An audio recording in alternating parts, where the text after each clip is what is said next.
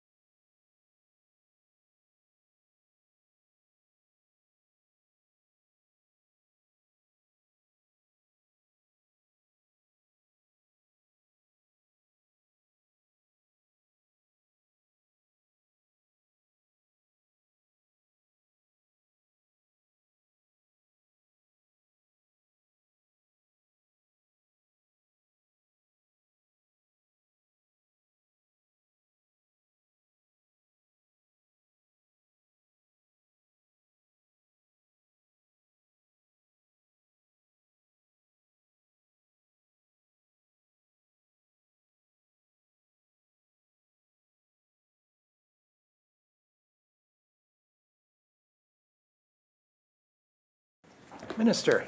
Thank you, Chair. And for this legislation, this legislation was co-developed with FINESC in accordance to the legislative requirements, and there were 3 specific commitments under the action plan that were adhered to in this legislation.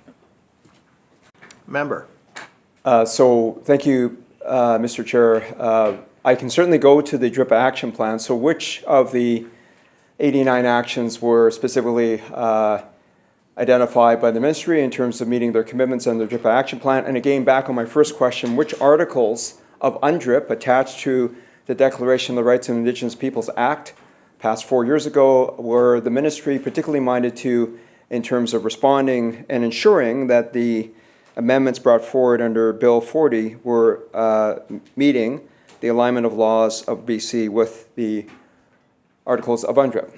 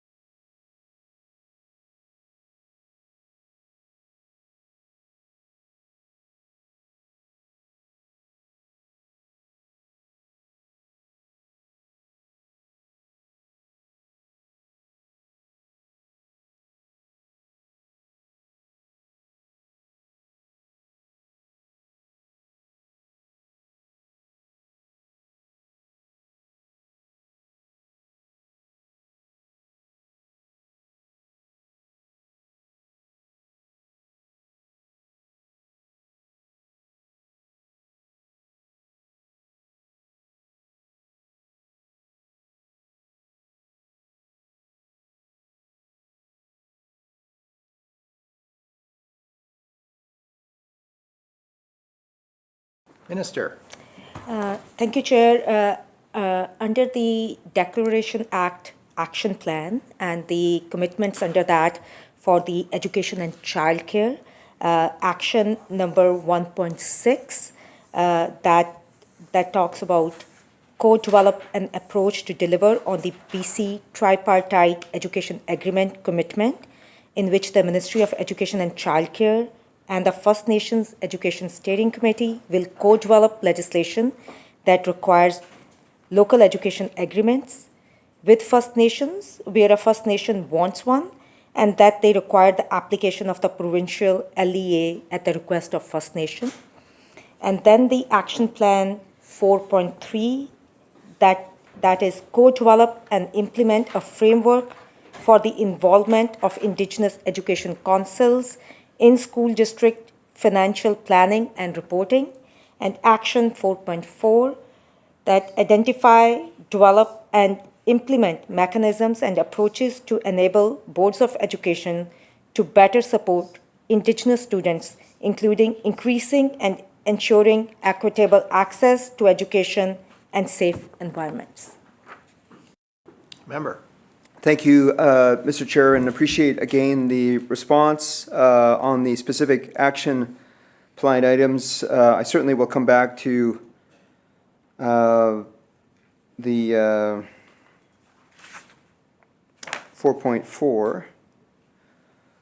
But just again asking to the minister, in terms of the specific articles of UNDRIP, though, which specific articles of UNDRIP does the minister and the team around her are of the view apply to the amendments that are being proposed here for Bill 40?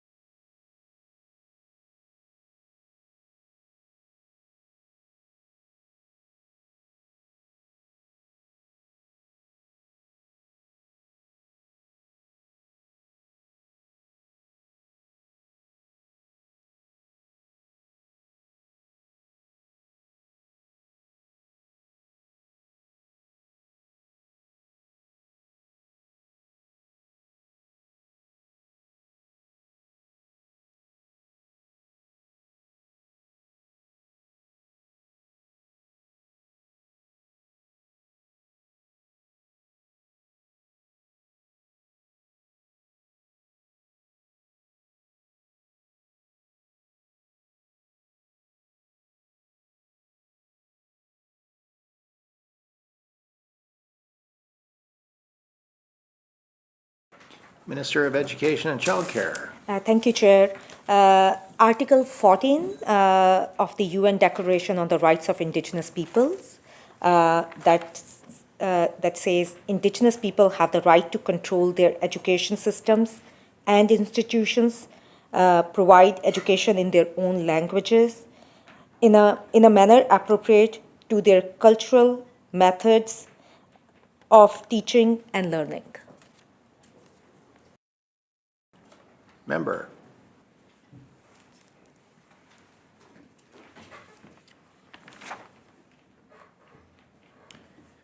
Thank you, Mr. Chair. And Article 14 of UNDRIP, of course, goes on to also refer to, just to read into the record for those who might want to follow, I would expect that the minister intended, of course, to refer to all of Article 14, which includes sub 2 Indigenous individuals, which is a term not defined under UNDRIP, I note. Particularly children have the right to all levels and forms of education of the state without discrimination. Sub 3 says, of Article 14 of UNDRIP says, states shall, in conjunction with Indigenous peoples, take effective measures in order for Indigenous individuals, again, not a term defined under DRIPA, particularly children, including those living outside their communities. So I would emphasize, Mr. Chair, the words, including those living outside their communities, to have access when possible to an education in their own culture and provided in their own language. Perhaps, let me just, as I break this down, Mr. Chair, with the Minister, just to ask the Minister to confirm that Article 14 of UNDRIP is the only article, then, that the Ministry was particularly focused on ensuring alignment with for the purpose of Bill 40. And secondly, I would invite the Minister to take the opportunity just to introduce the team around her from the Ministry of Education.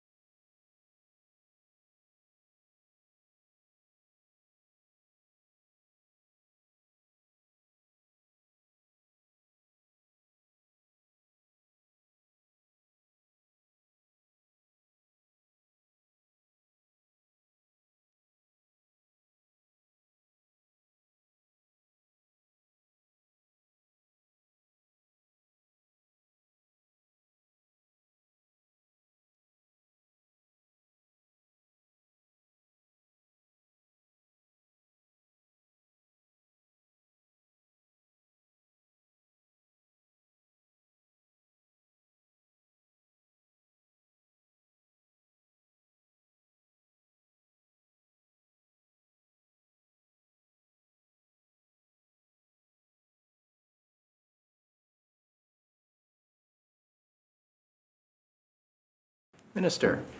Thank you, Mr. Chair, and I should have introduced my staff before, so thank you for pointing that out. I'm joined today, Chair, I'm joined by Chloe Nichols, who's sitting on my right.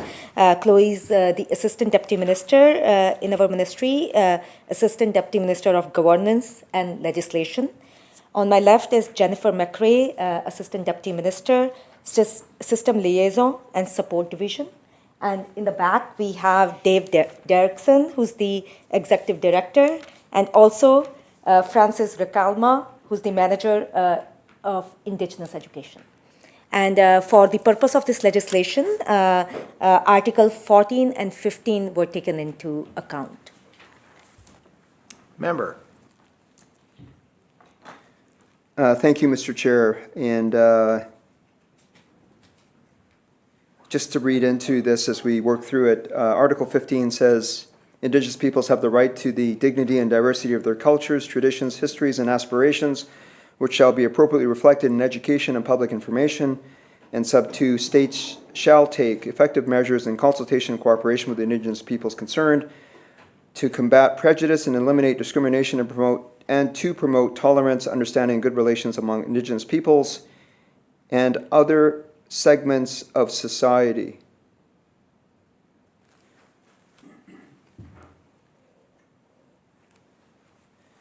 So again, those words, of course, are not defined in terms of what other segments of society mean, but I don't know that that's a big focus necessarily until we get perhaps, Mr. Chair, down into local education agreements and Indigenous education councils and the work there. But Mr. Chair, just keeping in mind the definition here, what Bill 40 does is amend the definition of First Nation and perhaps in Clause 1. So let me just continue there by just asking the Minister to take the opportunity to explain why the definition of First Nation is being amended under Bill 40.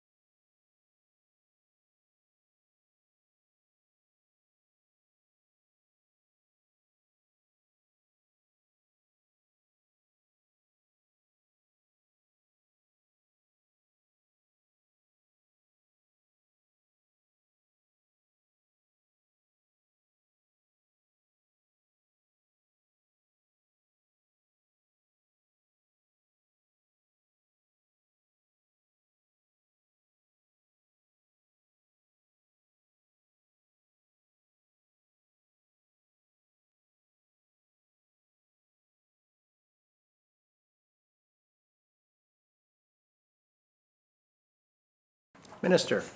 Thank you, Chair. The current School Act does not include Shisha and West Bank First Nations. And the intent of this legislation is to include them as well, as they are self-governing nations. And the purpose of the legislation is to include all the First Nations, not just the ones in the Indian Act. Member. Thank you, Mr. Chair. And just to further that conversation, in terms of treaty nations and the Nishka, how does that get incorporated in the School Act or Bill 40?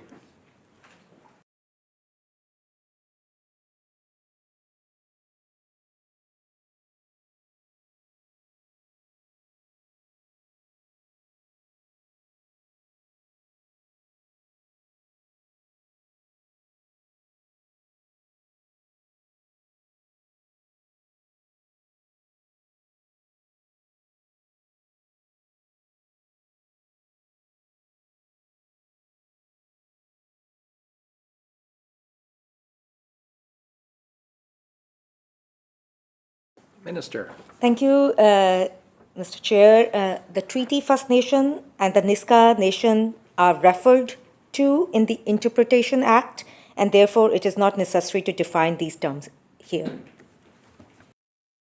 Member. Thank you, Mr. Chair. And also, as we will come to, Mr. Chair, in the subsequent clauses of this bill, we see that where utilized, the term First Nation is alongside of a treaty First Nation or the Nisga'a Nation. So there is certainly incorporation of those specific types of treaty nations as well. Let me just turn, Mr. Chair, now to a question relating to consultation. So through you, Mr. Chair, to the Minister, can the Minister please describe for us the nature and scope of consultation on the amendments to the School Act as set out in Bill 40 beyond FINESC?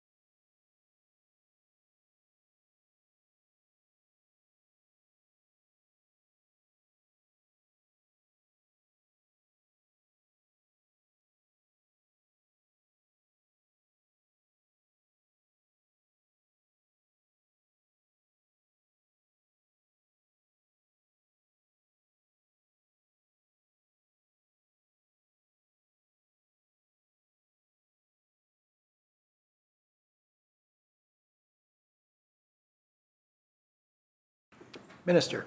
Thank you, Mr. Chair. This legislation was co-developed with FNESC, but along with that, 211 letters were sent to the individual First Nations, and then 26 individual meetings were held, along with meeting with Métis Nation BC on the relevant pieces. Member. Of the 211, perhaps the minister can just clarify what the number 211 refers to. I think she said, Mr. Chair, 211 First Nations were contacted. Perhaps you can clarify that. And if that's the case,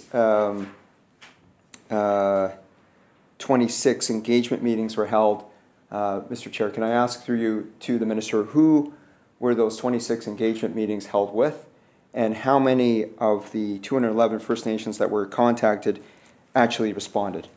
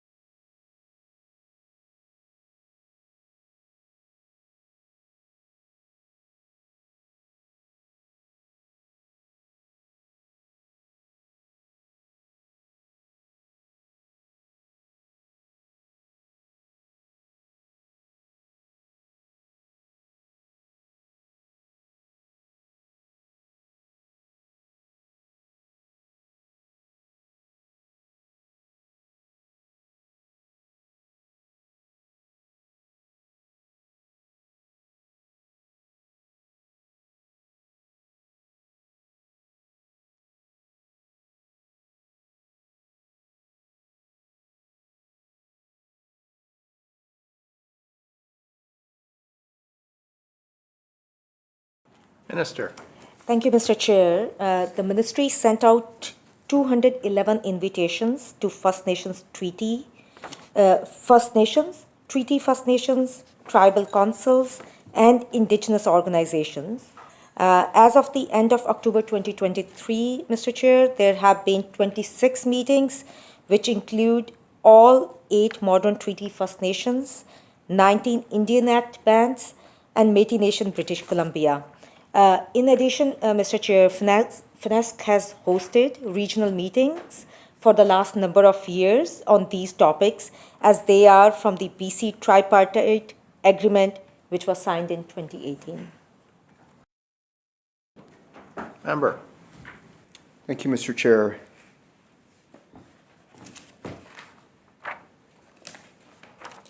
In terms of the letters that were sent out to the 211 First Nations, treaty, tribal councils, Indigenous organizations, were the 4 federally funded urban Indigenous coalitions in British Columbia, the Metro Vancouver Aboriginal Executive Council, Prince George Urban Indigenous Coalition, the Victoria Urban Indigenous Coalition, and the Surrey Urban Indigenous Leadership Committee, were any of those coalitions also on that list of 211?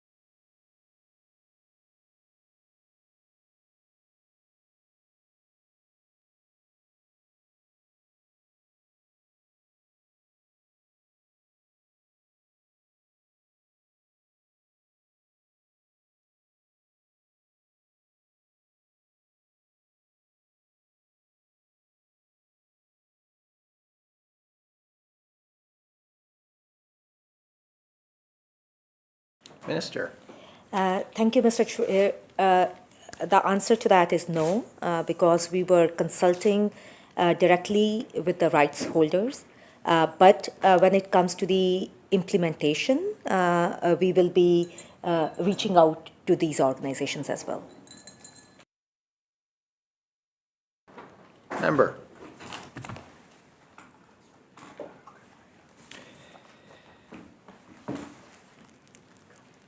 Just walking through that, the minister,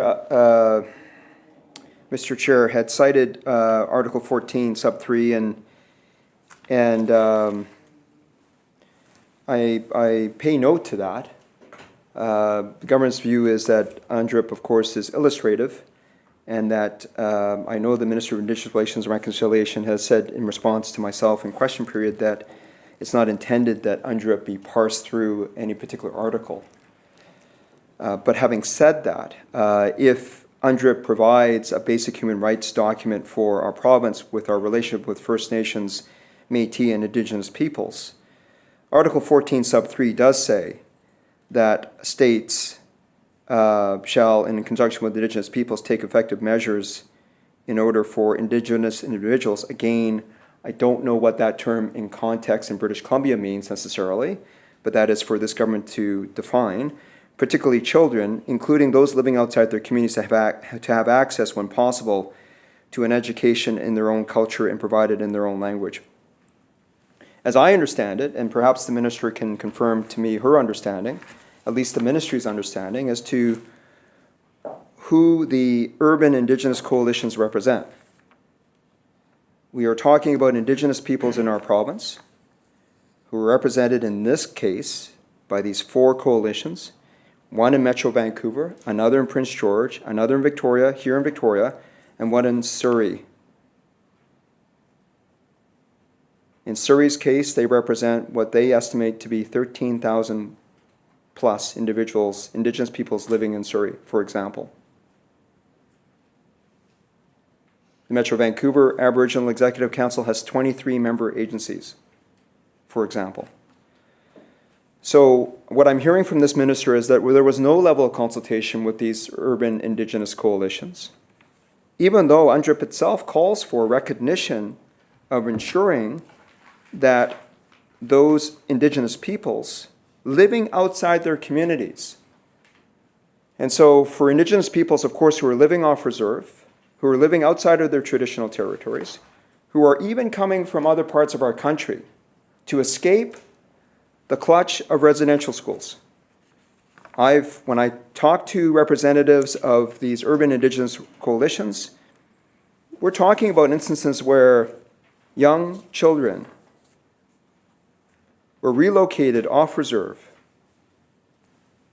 to end up here on Vancouver Island so that they could avoid having to be forced to go to residential school.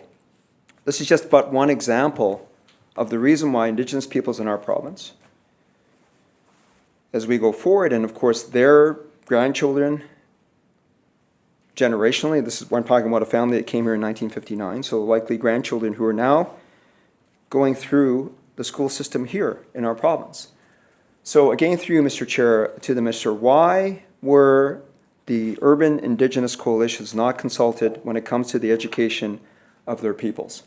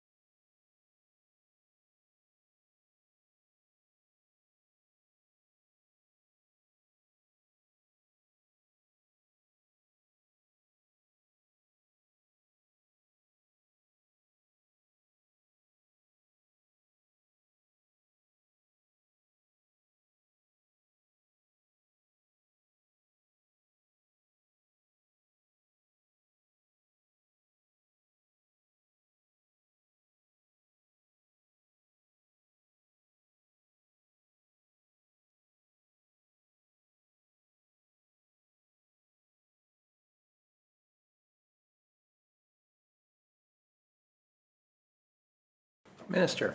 Thank you, Mr. Chair. This legislation is primarily about First Nations, and we consulted directly with the First Nations. And we did discuss the members who live off reserve and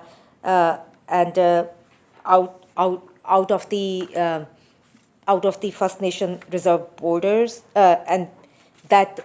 But when under urban Indigenous peoples will have an invitation to be represented on Indigenous education councils. Boards of education will work with their local Indigenous communities to ensure representation of Indigenous groups, including urban Indigenous peoples, when extending membership invitations to an Indigenous education council. Member. Thank you, Mr. Chair. We will look at how the mechanism of an Indigenous Education Council will incorporate the voices and the perspectives of urban Indigenous peoples, as the minister is suggesting, as we look at the mandates and composition of the various models that are contemplated under Bill 40 as we get there. I would just note, of course, to the minister that in terms of estimates and factual determinations, that it's been said that there are 290,200 Indigenous peoples living in British Columbia, and more than 237,130 Indigenous people live off reserve, which is 82% of BC's total Indigenous population. So of these, 237,000 are First Nations, which represents 55%, while Métis peoples represents 41% and Inuit 0.7%. We know that with Métis Nation BC, they have over 90,000 members of that nation, but 24,000 approximately are registered currently. So what the minister is saying, Mr. Chair, is that in the makeup of this bill, recognizing the structure and appreciating, and I know that in my discussions with urban Indigenous coalitions, their representatives know that First Nations and right and title holders in our province are on a different level, are on a higher priority, whatever the words will be that one might want to describe that. They are not asking certainly for parity in any sense. But we're talking about Indigenous peoples the way that it is defined and utilized under Bill 40. And so when I look at terms like Indigenous student, that doesn't say an Indigenous student who is, as we come to that, I'll just note it here, but we'll get to it when we get to Clause 4. And I know the leader of the third party will also have questions on Clause 4, apart from Clause 2. But it does use under 87.002 the term Indigenous students. So, Mr. Chair, at the front end of this bill, when we're looking at Clause 1 and talking about the redefinition of First Nation, for the reasons the minister gave, and we're talking about consultation, I struggle with the lack of consultation that the ministry has provided to urban Indigenous peoples, which they will define as people who are not just living in urban communities, but people who are Indigenous peoples who are living off reserve and outside of their traditional territories. So I will ask one more time through you, Mr. Chair, to the minister, is the minister not concerned that even as this bill comes for review to this legislative assembly, that there hasn't been that level of consultation at the front end of the bill when we're talking about amendments to ensure alignment with UNDRIP in the way that the minister has cited?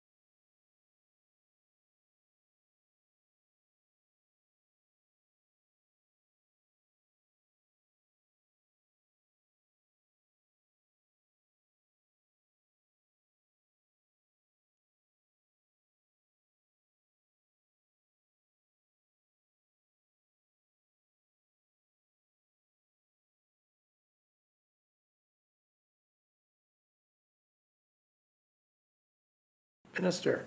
Thank you, Mr. Chair. The BC Tripartite Education Agreement is specific to First Nations on reserve students. And this was signed by Canada, BC, and FINESC on behalf of First Nations leadership. Two specific pieces in Bill 40 are from BCTE and apply only to First Nation students who live on reserve.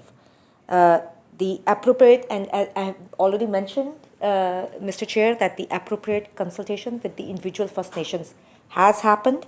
For IECs, the individual school boards will be reaching out to other organizations, the urban organizations that the member is referring to. Member. Thank you, Mr. Chair. And I note that with the tripartite education agreement back in 2018, as described by the minister, there is also reference, of course, to the First Nations Jurisdiction over Education in British Columbia Act, the federal act, which was last amended on July 1st, 2023. So I appreciate that there is an overall framework with the federal government in respect of education for First Nations peoples. But it does bring me back, Mr. Chair, the minister's response does bring me back to another point to be made here, which is the minister also referred to, and I did highlight this when she gave the response, which was the action plan item for DRIPA 4.4. So 4.4 does say identify and develop and implement mechanisms and approaches to enable boards of education to better support Indigenous students, including increasing and ensuring equitable access to education and safe environments. This is, Mr. Chair, as you well know, the DRIPA action plan tabled by government, the former Premier and the current Minister of Indigenous Relations and Reconciliation back in May of 2022, if memory serves me correct. I would ask through you, Mr. Chair, to the Minister, this is a commitment of this government, which has been tagged, so to speak, to the Ministry of Education and Childcare, as every minister in this government knows, in brackets, after their action plan items. So through you, Mr. Chair, to the Minister, what does the term Indigenous students mean under DRIPA action plan item 4.4?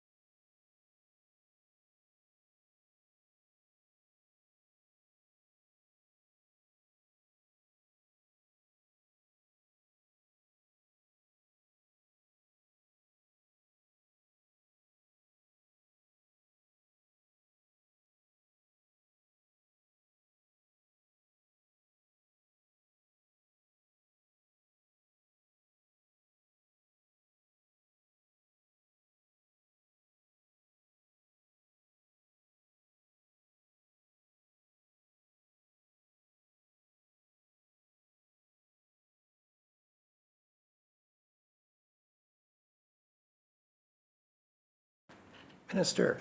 Thank you, Mr. Chair. The Indigenous students in Section 4.4 refers to Indigenous as defined in the Declaration Act. This piece of legislation is just one step to fulfill Action 4.4. To be more specific, in the education setting, it is any student that self-identifies as Indigenous.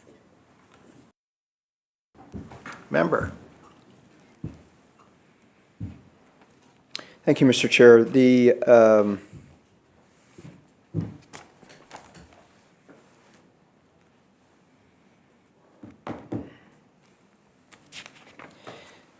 you, Mr. Chair. Just to ask then further to confirm my understanding, the School Act, of course, is the principal piece of legislation that the ministry is governed by when it comes to the education of Indigenous students in our province. First, just want to confirm that. And secondly,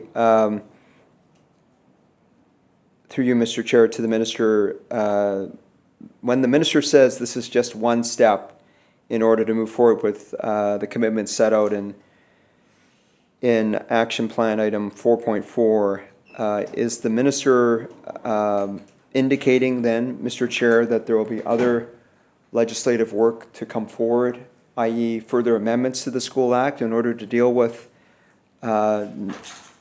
Indigenous students who are not on reserve on traditional territory, i.e. urban Indigenous children or Métis children or students?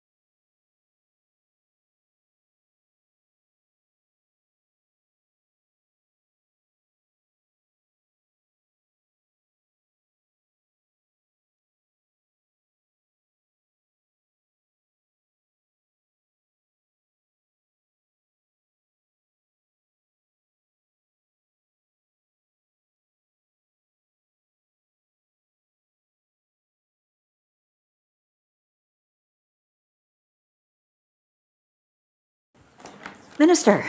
Thank you, Madam Chair. The School Act covers provincial public schools and all First Nations, Métis, Inuit students who attend them. It does not apply to Indigenous students attending independent or First Nation schools.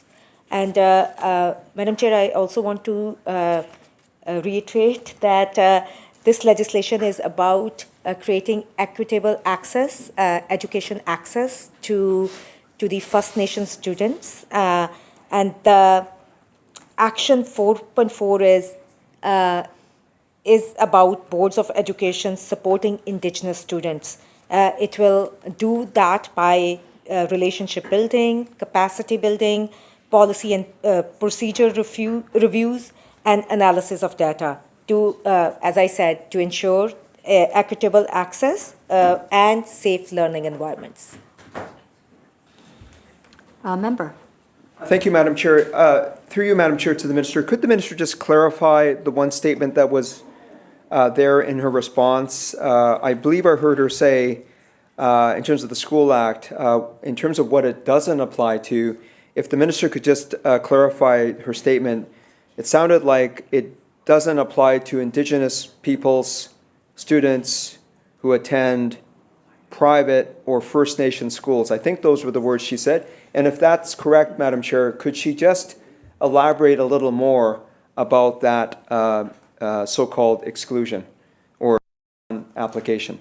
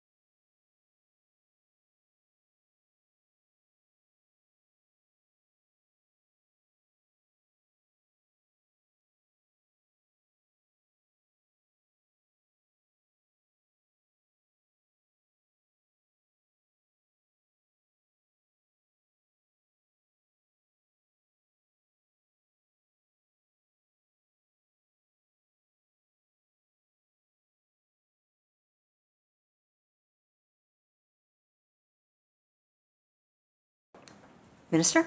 Thank you, Madam Chair. The Indigenous students who attend independent schools, they fall under the Independent School Act.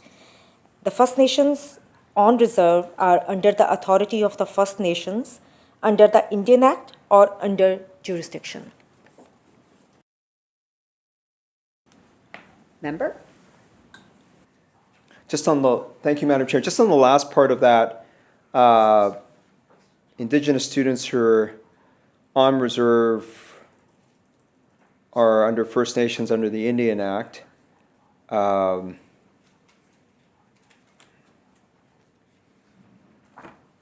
just so I'm clear about the jurisdictions here and how we manage the jurisdictions, can the Minister then just elaborate a little further in terms of the First Nations jurisdiction over education in British Columbia Act? Because, Madam Chair, there's contemplation certainly of sharing of jurisdiction there, including with the First Nations Education Authority. And then, of course, the Minister has referred to the tripartite education agreement as well.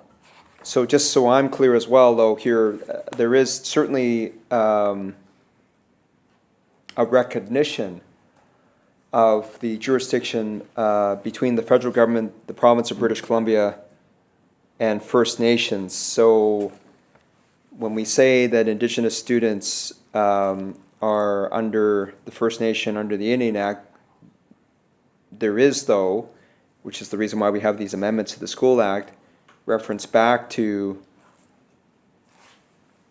what is going to be a new mechanism, as the minister has already cited, of course, the Indigenous Education Council under the school district. So there is a way that, of course, this all comes back together again with the province and the federal government. So I just to clarify, though, it's not a standalone, though. There is jurisdiction that is being utilized between the federal government, the provincial government, and First Nations as it comes to the education of their children on reserve or traditional territory. Can I just ask through you, Madam Chair, to the Minister if she could just elaborate on that framework?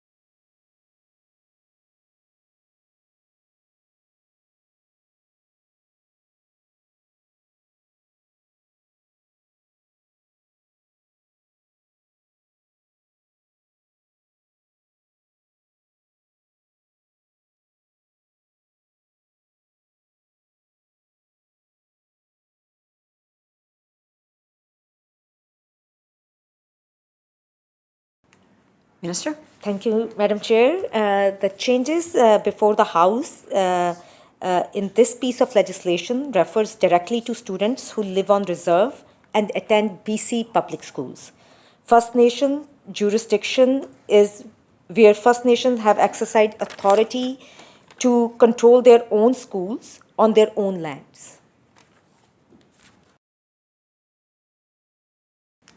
Member? Thank you, Madam Chair. I think we'll just leave that discussion there for now and just turn to another item. We're on Clause 1, Madam Chair, but just on the initial questions on consultation. The Minister, Madam Chair, also mentioned that of the 26 engagement meetings that were held, one of them, and perhaps the Minister can clarify that it was one of the 26, was held with MNBC, Métis Nation BC. Could the Minister, through you, Madam Chair, please describe the nature and scope of that engagement agreement or process consultation with Métis Nation BC?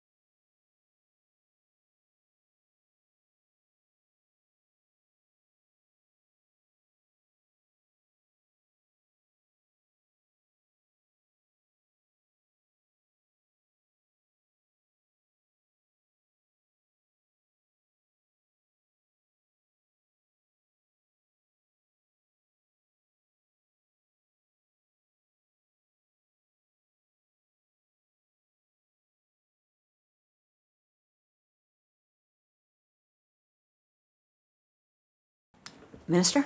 Thank you, Madam Chair. The Ministry of Education and Childcare staff met with the staff of Métis Nation BC on March 29th, 2023, and it was specifically about Indigenous education councils. At that meeting, the ministry committed to coming back to Métis Nation BC when a first draft of the terms of reference is developed, and that work is still underway, Madam Chair. But the two other pieces of the legislation, Madam Chair, the local education agreement and school choice, does not apply to Métis Nation BC as they don't have, they are not the land and title holders. Member? Thank you, Madam Chair. Just to clarify, with the process with Métis Nation BC and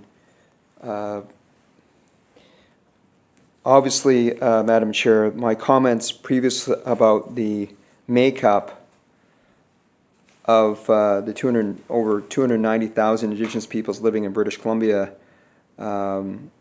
of which 41% are Métis.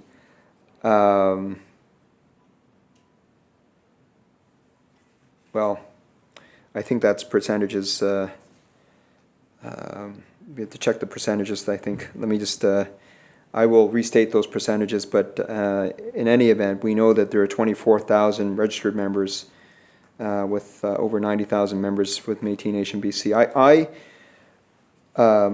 would just ask through you, Madam Chair, the nature of this engagement suggests that, as the Minister indicated, that the focus was on Indigenous education councils.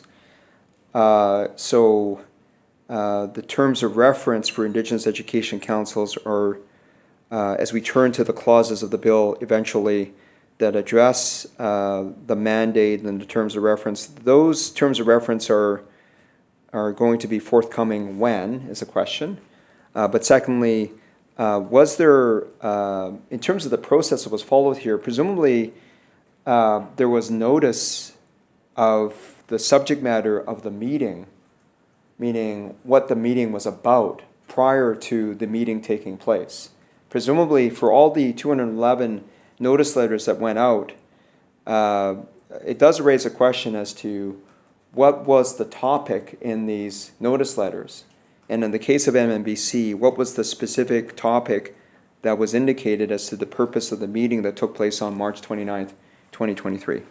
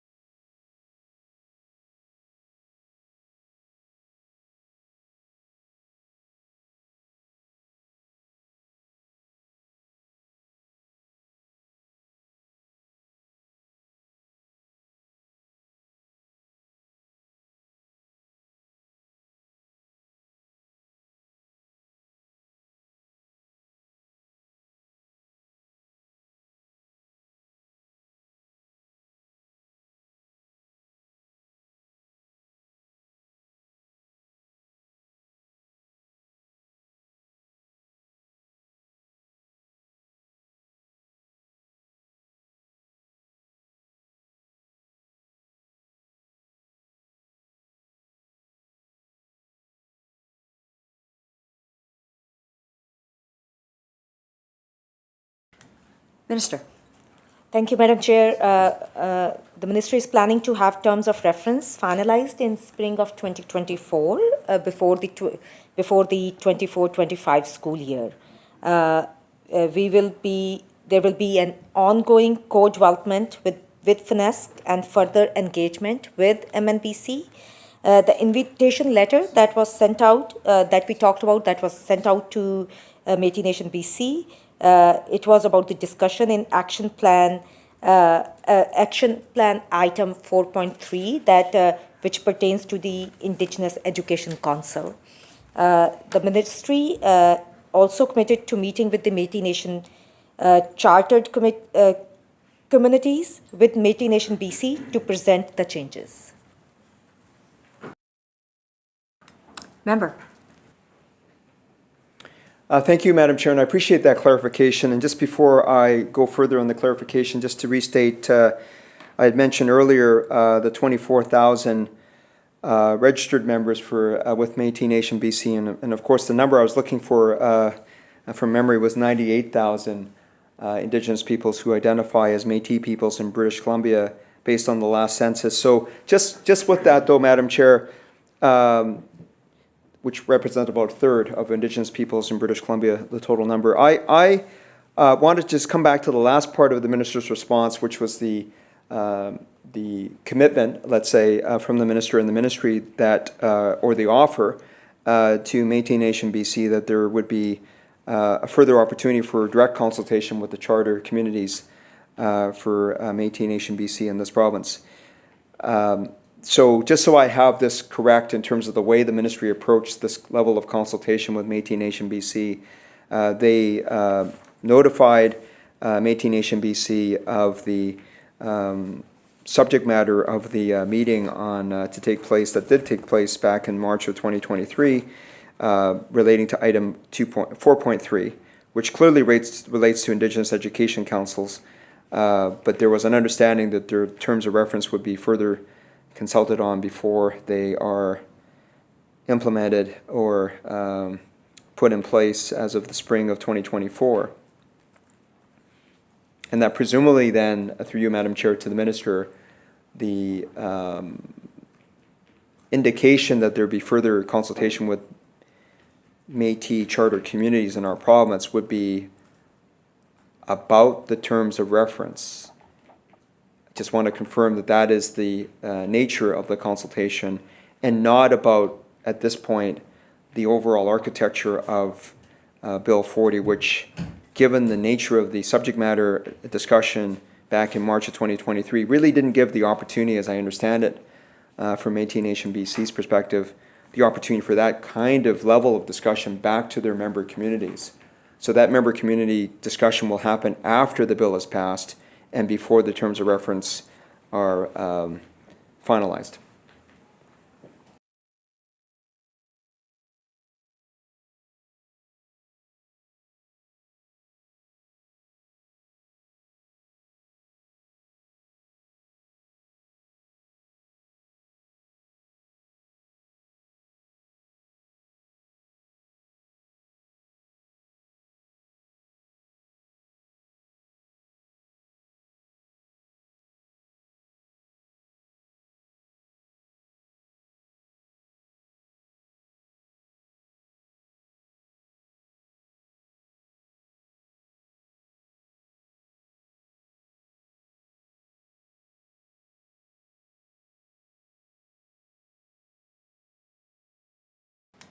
Minister.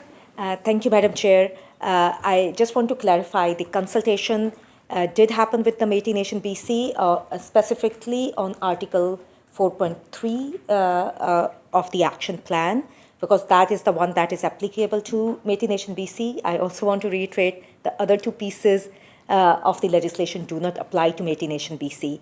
But when we go for the implementation, and we are and terms of reference are part of the implementation, we will be reaching out to Métis Nation BC and discussing it further with them. Member. Thank you, Madam Chair. And just again with the Minister's response, it does demonstrate, though, that the Ministry had the view that it was sufficient to have one meeting with Métis Nation BC in respect of action item 4.3 without any other detail provided prior to that meeting other than the general reference to the item 4.3, and that it didn't put Métis Nation BC in a position to further have conversation or consultation with their member communities, the charter communities and the like. And that it was based on that one meeting and whatever feedback was provided without notice, really, of the details of what an Indigenous Education Council could look like, or the opportunity for Métis Nation BC to engage with its members or charter communities. The ministry moved forward with Bill 40. I understand from Métis Nation BC, and I don't know if they communicated this directly in writing, but my sense is from Métis Nation BC is there's some sense that that was inadequate. But I'm sure that Métis Nation BC, of course, because I do not speak on behalf of any nation here, will express their concerns directly to the minister as we go. So I just register that concern for the record, Madam Chair. Just moving forward to what was presented at the First Nations Leadership Gathering, Leaders Gathering for the last couple of days of last week. I wanted to turn to the presentation once I can locate it again here. And this is a presentation, of course, the Minister is aware that the Assistant Deputy Minister who's present here provided alongside of Deborah Jeffrey, the Executive Director of FINESC. And this was, Madam Chair, in the lead up to walking through the DRIPA action plan items 1.6, 4.3, and 4.4, and the individual major components of Bill 40 in terms of what's the amendments to the School Act. But prior getting to the amendments, Madam Chair, I wanted to take the same opportunity that was shared with the First Nation leaders themselves and other members of government and colleagues of mine in the official opposition caucus who are present in the room.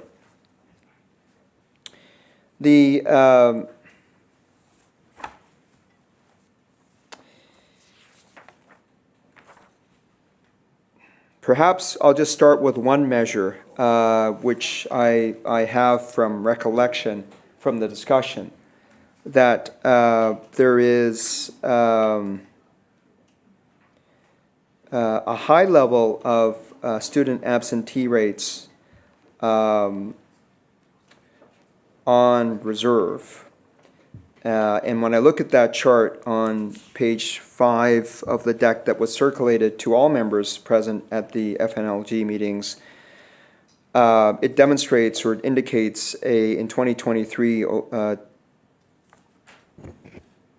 guess that's June of 2023, a 39% student absentee rate as compared with, for non-Aboriginals, that's the term that's used here, meaning non-Aboriginal, 16%. So obviously a very concerning number in terms of Indigenous student, well, again, Madam Chair, this is defined as on-reserve student absentee rate. So just to use the same terminology. Through you, Madam Chair, to the Minister, can I ask, though, when we're talking about dealing with equity and access, I know that the tripartite agreement does make reference to budget and funding as well as transportation needs. There was a young woman who stood up in the session who talked about her own challenges in getting across her own reserve to get to class and how that shouldn't be a penalty to her performance. I'm putting aside that particular point that she made, but for the purpose of this discussion, she clearly, as a young woman, Indigenous woman, trying to get to class, has challenged getting across reserve because, of course, the lack of transportation options across reserve. So when we're talking about equity and access to equity for even on reserve Indigenous students, can I ask through you, Madam Chair, to the Minister, with the scale of amendments that are brought here, and the reason I'm focusing on this is because there are measures here that were presented. Does any aspect of Bill 40 address that challenge about student absentee rates?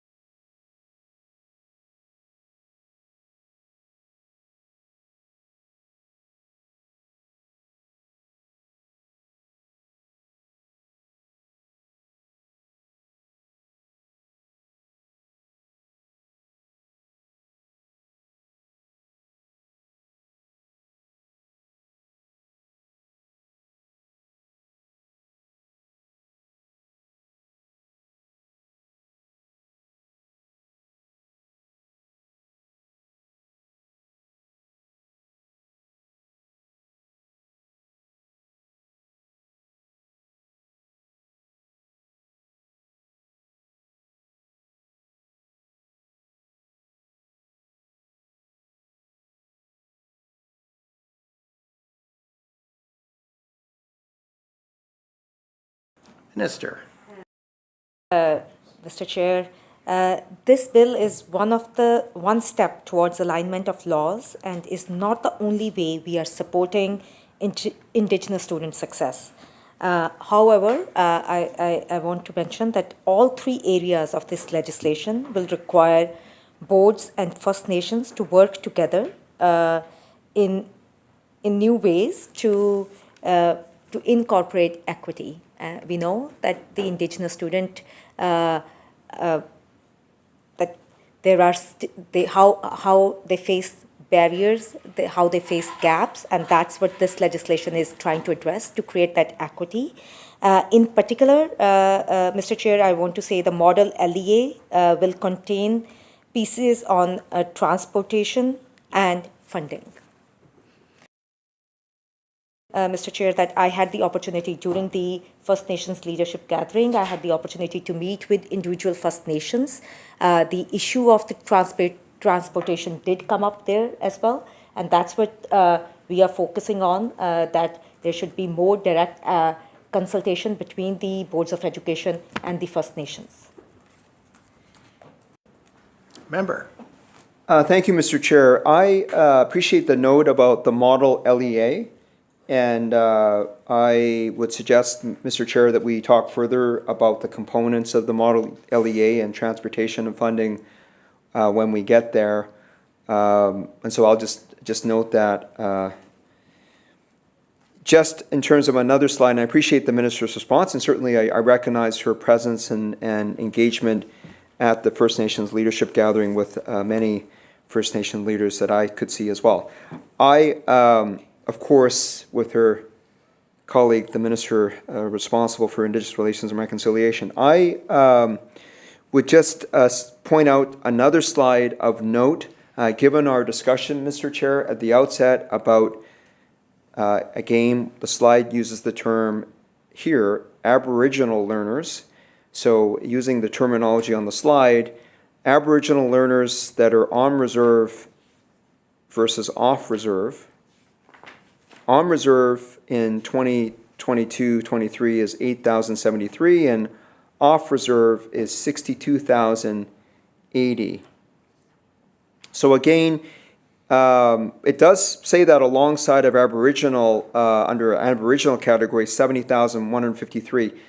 I know these slides were briefly presented during the session, but just to take the opportunity to get an understanding on the record here, I would ask the minister to just describe what these numbers refer to when we're talking about Aboriginal 70,153 versus off reserve 62,080.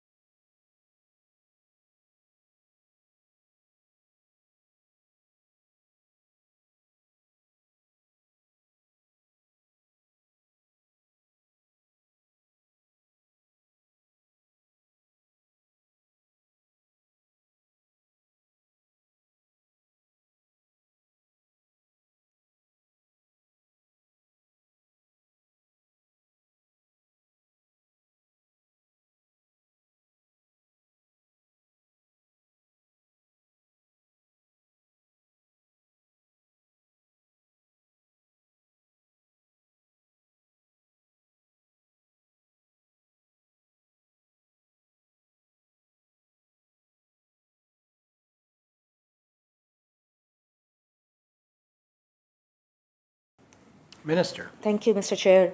The term Aboriginal is used because that has been Finnes's request in the how are we doing report. And 70,153 number is all who self-identify as Indigenous and they attend public schools.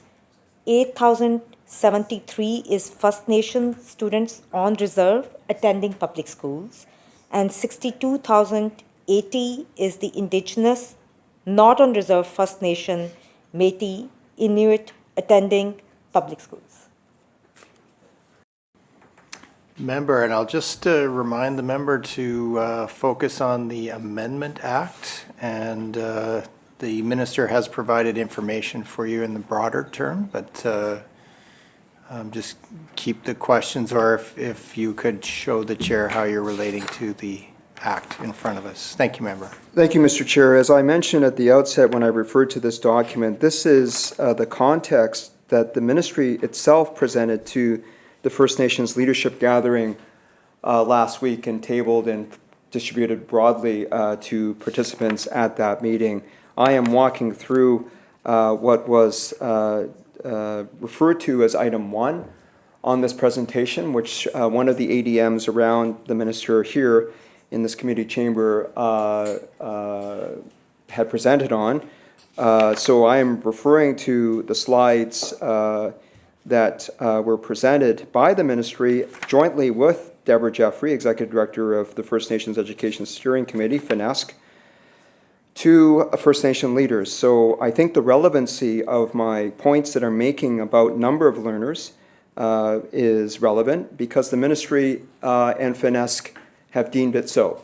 So continuing on, Mr. Chair, I would go to the 5-year completion rate slide, which also indicates that on 5-year completion for non-Aboriginal students, learners, it's 91% as of 2021, 2022. Seeing the various lines with the symbols attached to them with my eyesight would suggest that 69% completion rate for Indigenous peoples off reserve, 65% for Aboriginal peoples, and 45% on reserve. So 45% completion rate for learners on reserve. But let me, before I went to that slide, I meant to say this. Again, with the minister's previous response, it is 62,080 off-reserve Aboriginal learners or learners. So the minister did refer to those being representative of Métis peoples and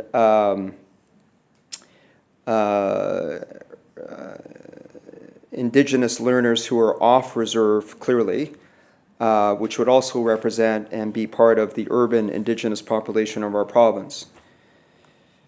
So that 62,000 represents roughly, 40% of the total number of learners that we're talking about. And again, Mr. Chair, I have indicated concerns around the lack of consultation, certainly with the urban Indigenous coalitions representing learners off reserve, as well as Métis Nation BC. And I can tell you that I continue to receive feedback, even while we're in committee, about concerns about the lack of consultation with Métis Nation BC, but I believe that I have registered that concern on the record. So with that, I'm just going to go now to the 5-year completion rate, and again, through you, Mr. Chair, to the minister, when we're talking about the 5-year completion rate for Aboriginal learners, that has increased from 60 to 65% since 2017. Off reserve, it's increased from 62% to 69%.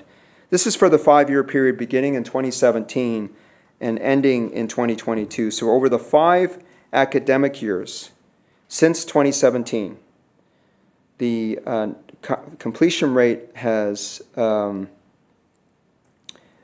increased off reserve and for Aboriginal. But in terms of on reserve, it has actually decreased from 51% to 45%, a 6% drop in the same period. While there's been increase off reserve and for Aboriginal learners in the public school system, on reserve, Mr. Chair, again, it's been a decrease from 51% to 45%, a decrease of 6% over the last 5 years. So again, through you, Madam Chair, Mr. Chair, to the Minister, can I ask, in the School Act here, in the amendments that are being proposed, after the length of time of the DRIP action plan, which is 20 months ago now,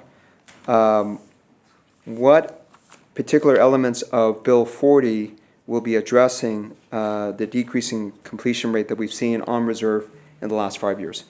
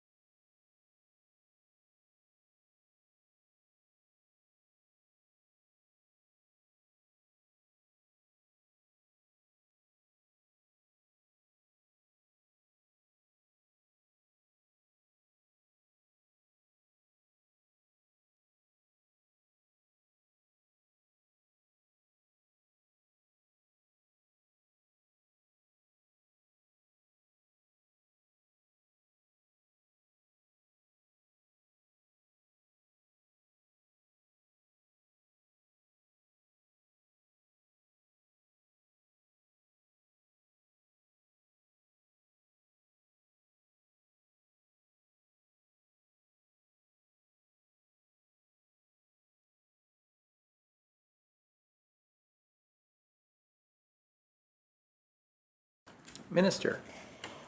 Thank you, Mr. Chair.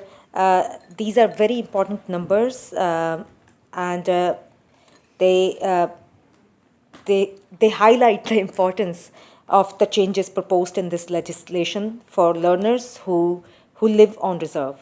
And these are systemic issues. These are systemic problems and must be addressed. These are not student problems. And this legislation speaks directly to the changes referenced to support on-reserve learners. This is why changes to the local education agreements and Indigenous education councils will shift the power, voice regarding to First Nations, and these numbers are their kids, and we must do better. And that's why these everything in this legislation is talking about that, how we can create more equitable access for First Nation students living on reserve. Member. Thank you, Mr. Chair, and I appreciate the Minister's response. I just wanted to give one example. I had another discussion with a councillor from the Nisga'a Nation, and this councillor I spoke to also at the UBCM meetings, and we furthered our conversation about his concerns around education. He has two young daughters who are now young adult daughters who've clearly gone through the whole school system that is available to Indigenous or members of the Nisga'a Nation on reserve. And he expressed his observations as a father for his daughters as to the challenges with the equity around education on Nisga'a lands. This is, as I understand it, a school district that is enveloping all of the Nisga'a Nation territory.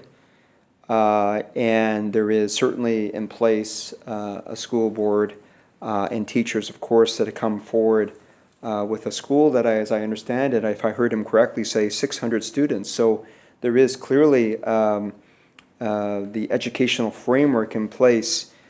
I would just ask through you, Mr. Chair, to the Minister, an example like that where there is a clear structure around involvement. The concerns that I've heard from this councillor really relate to the level of teaching resources, meaning the, let's just say, the skills and experience of the teachers that are coming forward to work in those schools, as well as the understanding of the administration of the school district in terms of the needs of the members of the Nisga'a Nation. So this is an introductory question I just wanted to raise, given the nature of the Minister's response in terms of wanting to do better, of course. Can the Minister just respond as to how this bill would help address the quality of the teachers that go up to, in this case, the Nisga'a Nation, as well as the understanding of the needs of the Nisga'a Nation at the school district administration level?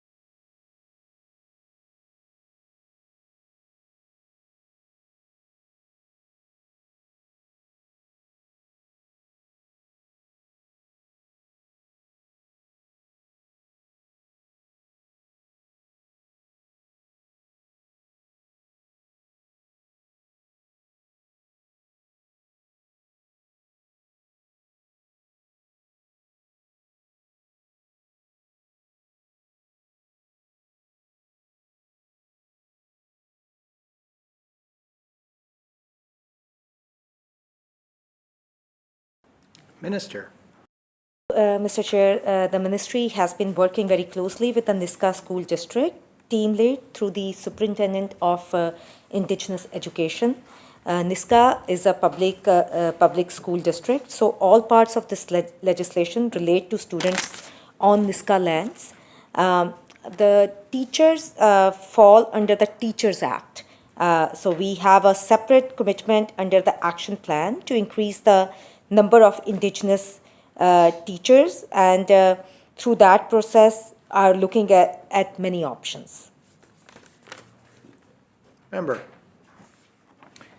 Thank you, Madam Chair, Mr. Chair, and I appreciate the Minister's willingness to just give a direct answer relating to Nishka. Obviously, I'm not intending to go through every nation here. I just use that as one example. So that was helpful. Mr. Chair, just like to turn to the last slide that was included in the context before making some other last remaining points on Clause 1.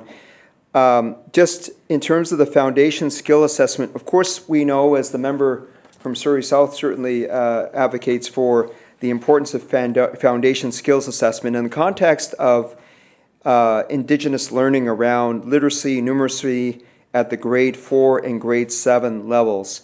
There was a slide included, Mr. Chair, in this context, a section that I was referring to relating to foundation skills assessment for 2022-2023.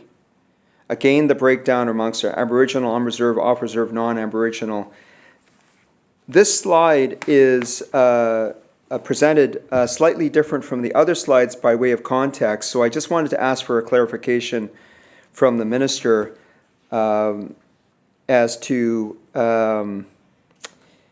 and if the Minister doesn't have it available here at her fingertips with the team around her, I'm happy just to have the Minister confirm that she will provide it subsequently to us, both the member from Surrey South and myself, which is just the comparison to the same period, the 5-year period, because all the other tables provide a 5-year comparison, or at least a look back. I suppose the student absentee rates only go back to 2020 as I look at it here, but certainly whether it's a 3-year or a 5-year look back, can the Minister provide that breakdown around foundation skills assessment, just so we can understand the trend and the concerns around literacy amongst grade 4 and grade 7 students?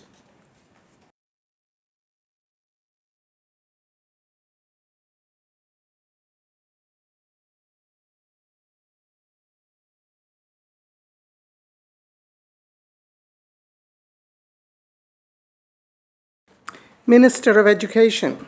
Thank you, Madam Chair, and we are happy to provide that. Staff needs to pull that information out, but we'll be following up on this. Member.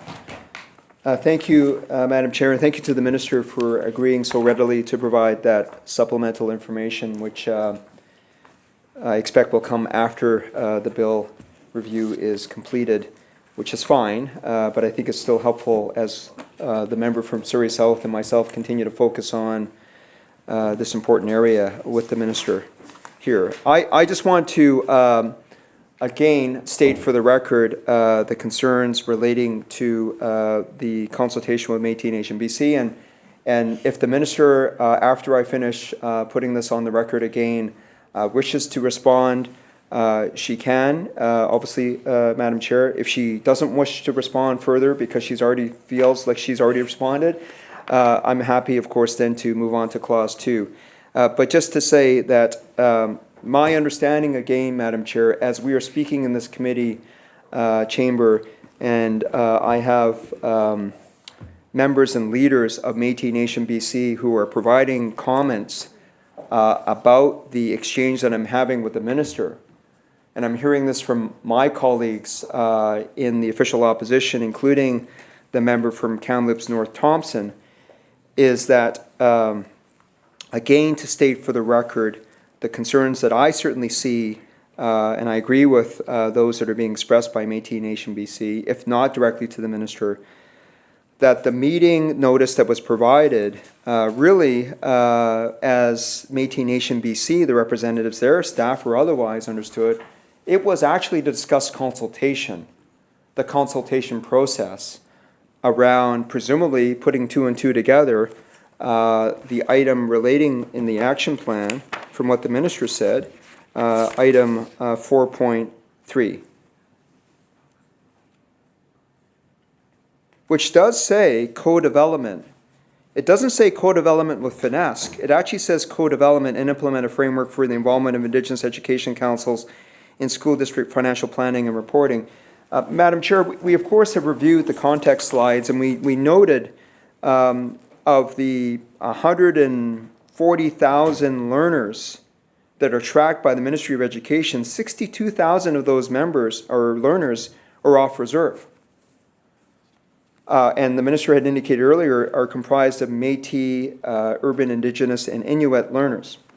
So obviously, Madam Chair, the importance of engagement and co-development is important with Métis Nation BC, and I have already made the case around urban Indigenous coalitions. But just to focus one more time on Métis Nation BC, as I understand it, they were given the opportunity, of course, as the minister has said, to have an engagement meeting. But the engagement meeting that Métis Nation BC thought they were having, because they went to the meeting, apparently, was to talk about consultation process. It's unclear to me as I stand here as to, well, consultation about what? Consultation process that would have said, as the minister has said, well, the terms of reference for an Indigenous Education Council will come. It'll come by spring of 2024. And so after the bill is passed in this session, after this committee process is done, completed, as well for third reading, there will be further consultation with Métis Nation BC and charter communities, as the minister has indicated. But that actually isn't consultation on the subject matter of Bill 40, though. And that, I would suggest, through you, Madam Chair, to the minister, is an indication that the consultation, at least with Métis Nation BC, not to mention urban Indigenous coalition bodies, is inadequate. It's not actually consultation. It's not consultation on the subject matter of Bill 40. So I just wanted to state that for the third time on the record, because, Madam Chair, I have been getting further feedback every time I state it for the record. So that's the reason why I'm supplementing my earlier notes about the lack of consultation. And with that, Madam Chair, I will just see if the minister wants to respond. If she does not want to respond further, I can go on to clause 2.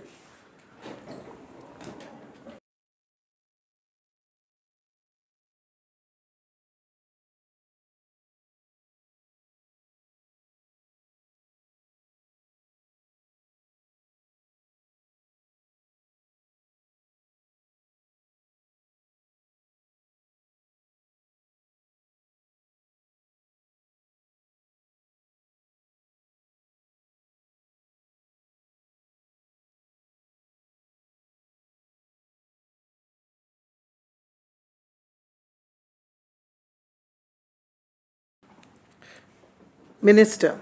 Thank you, Madam Chair, and I just want to reiterate it again, Madam Chair, that the staff met with Métis Nation BC specifically on the piece of Indigenous Education Councils. We have committed to following up with Métis Nation BC and their charter communities, and we will keep that commitment. Member. Thank you, Madam Chair. And I would just note, out of professional courtesy, that I appreciate the minister's response. I would suggest that the minister post this bill continue to ensure that the relationship with Métis Nation BC is strong, because obviously there's feedback still, there's a disconnect. So I understand the minister's response. I'm hearing this. But I can tell you that members of Métis Nation BC, their leadership team, cabinet ministers, leaders involved with Francophonie education, for example, don't necessarily agree with that response. Let's just put it that way. So I do think my only suggestion to the minister through you, Madam Chair, is to continue to monitor the nature of the relationships, the depth of consultation, how that process is actually working with Métis Nation BC, and obviously consider how that will work in the future with urban Indigenous coalition councils as well. So with that, Madam Chair, I have no further questions on Clause 1. Shall clause 1 pass? So ordered. Shall clause 2 pass? Member? So, Madam Chair, I will invite at this time the leader of the third party to join me for Clause 2, and I'm sure we'll get that message to her, but if her or her team are watching on screen, they will know that they need to come to the Birch room. On Clause 2, Madam Chair, when we look at the actual choice that is being provided here, this suggests, of course, Madam Chair, that eligible First Nations have a mechanism available to them. And let me just pause there for a moment just to clarify that point. Under this Clause 2, in terms of the reference to eligible First Nation person, can I ask through you, Madam Chair, to the Minister for clarity? The use of that term is intended to do what?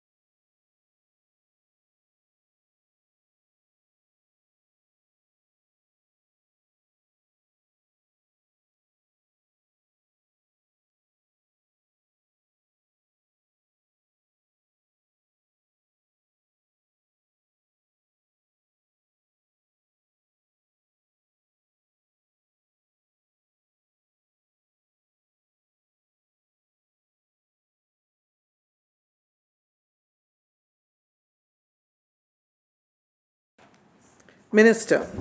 Thank you, Madam Chair. An eligible First Nation person means a person who may enroll with a board under the School Act, who's member of a First Nation treaty First Nation or NISCA, who's ordinarily a resident on reserved treaty lands or NISCA lands, and for whom the Government of Canada provides educational funding. Member for Vancouver Langara. Thank you, Madam Chair. And the Minister, in her response, just referred to one element, but then she referred to another element, which I see is picked up under the term eligible First Nation person, which is the requirement for whom the Government of Canada provides funding in relation to the person's educational programs and services. So I was going to ask next the term ordinarily resident, but let me just first ask, Madam Chair, the last component of what the Minister referred to. In terms of the funding mechanism that the Government of Canada provides in relation to the person's educational programs and services, can the Minister just elaborate upon that mechanism? And that is going to an individual person. Is that correct? But just describe the mechanism for the benefit of our committee here.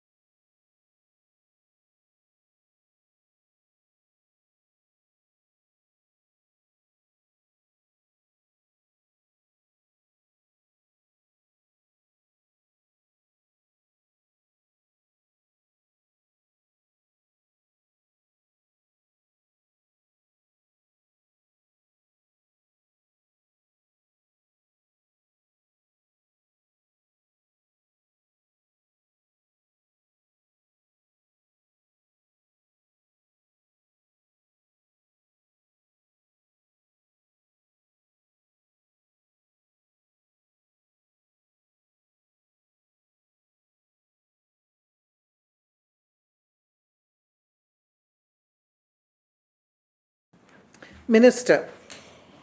Thank you, Madam Chair. The Government of Canada provides funding for First Nation students who live on reserve. The funding flows from Canada to a First Nation to a BC public school district if there is a local education agreement in place. Otherwise, funding flows to the province to pay the district. The funding does not go to the individual students. Member.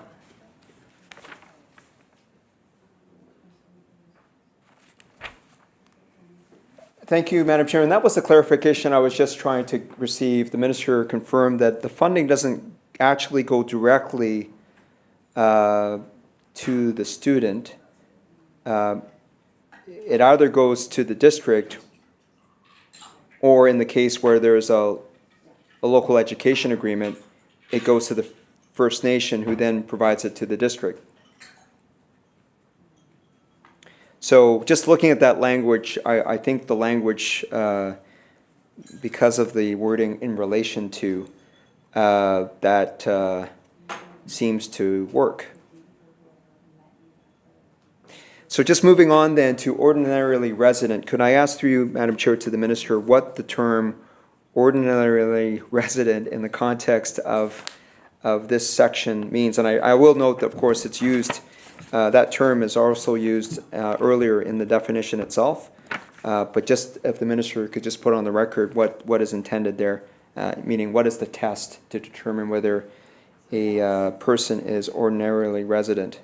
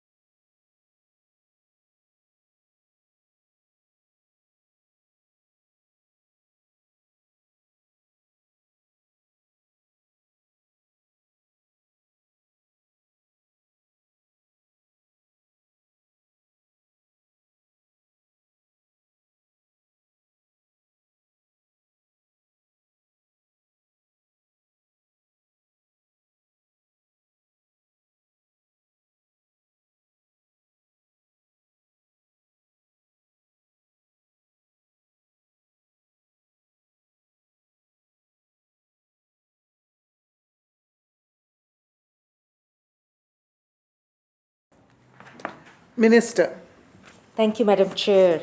The term ordinarily resident is not defined in the School Act. However, it is a long-standing concept referenced in ministry policy and is used elsewhere in the School Act. Ordinarily resident means where you usually make your home.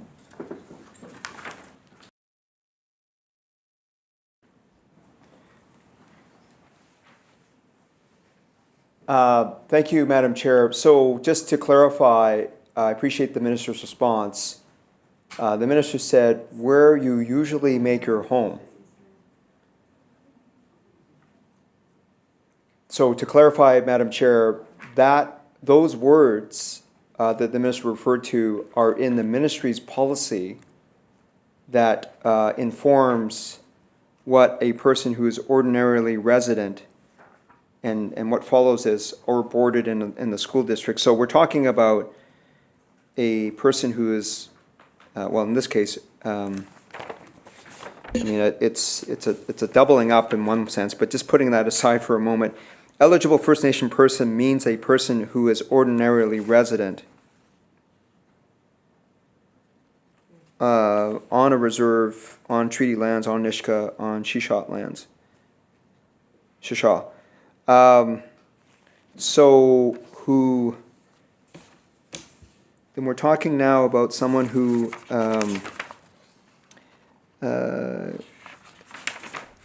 usually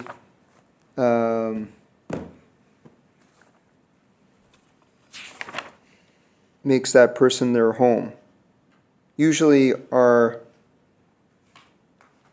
there, as that's their home on those lands. So usually though, so that's putting a lot of weight on the word usually, I suppose, right? So now we're talking about language in the bill, which is amending the act, the school act, that's putting weight on the term ordinarily resident, which is meaning, the way the ministry interprets that term will be someone who's usually resident, makes that home. So resident, I think, is equivalent to a home. Ordinarily then becomes usually. So just again to add some further clarity, because the challenge around ordinarily resident or usually is usually there's commonly there is some measure of time, for example, meaning the person is resident of, in this case, the reserve or treaty lands for a period of time. Is there, asking through you, Madam Chair, to the Minister, given that the Ministry, of course, has been addressing and dealing with this term, it sounds like, is there other elements of this test besides usually, meaning, for example, time, the amount of time spent on these lands?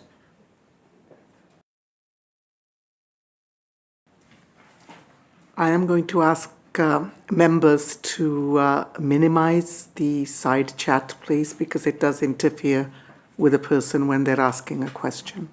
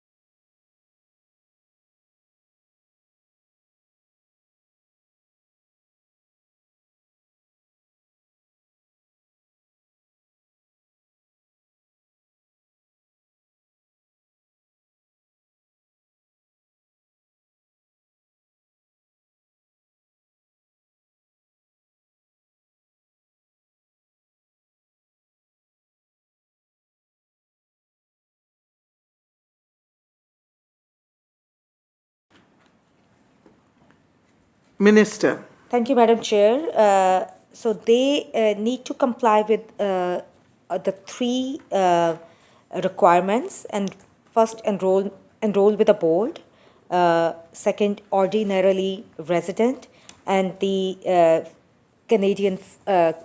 Canada funding. For example, an example would be where students would need to be boarded outside their home community in order to access education. For example, a student from Takla Lake that must move into Prince George for high school, but their funding still lives in the community.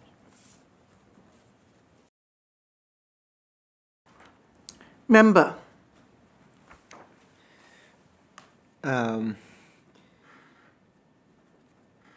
Just to clarify the minister's response, because the last component, of course, relates back to the funding that we talked about. So I heard the minister say, and I think it's a useful example, of course, where in Takla Lake, if there's an Indigenous child student who doesn't have the kind of access to education that his family or himself or herself wants to have, they go to Prince George and get the education that's the choice part of this.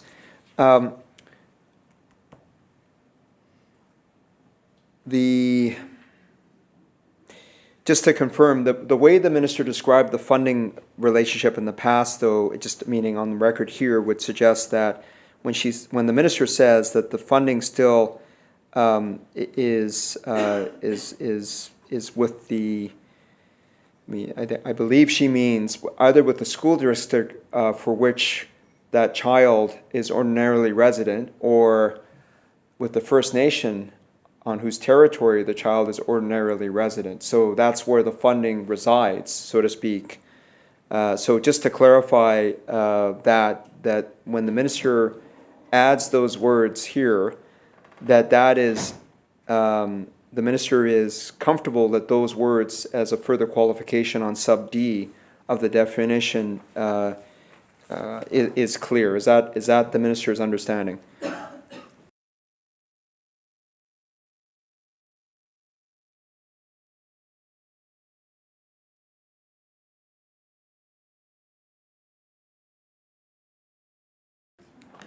Minister. Madam Chair, can the member please clarify the question?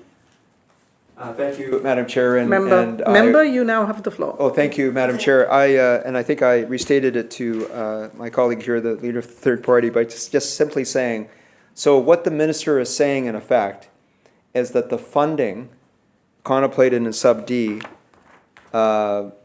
goes to, of course, the First Nation, and then on to the school district if they have an LEA in place, or it goes and stays with the district.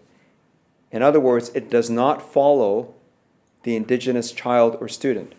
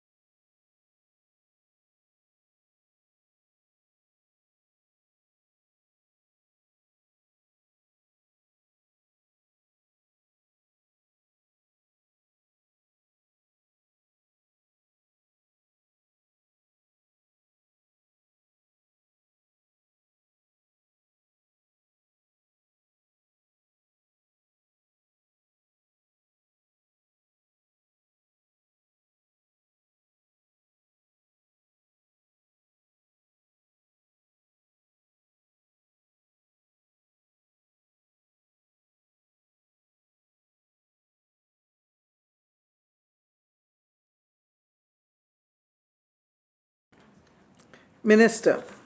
Madam Chair, the funding flows from Canada to a First Nation to a BC public school district if there's a local education agreement. Otherwise, funding flows to the province to pay the district on behalf of the First Nation.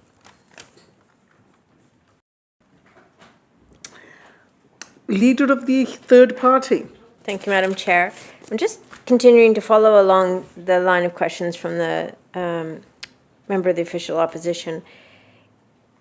In terms of eligible First Nation person and Part C, who is ordinarily resident of all the places that are listed there, who determines that?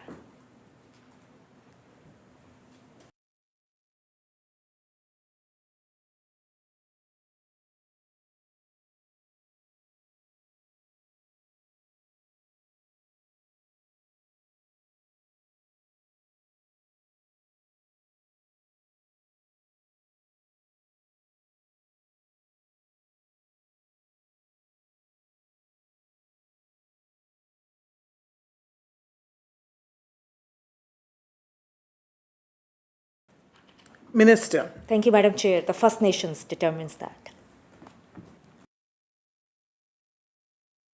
Member. Thank you, Madam Chair. So each First Nation identified here can determine what ordinarily resident means in a very different way. Would that be accurate?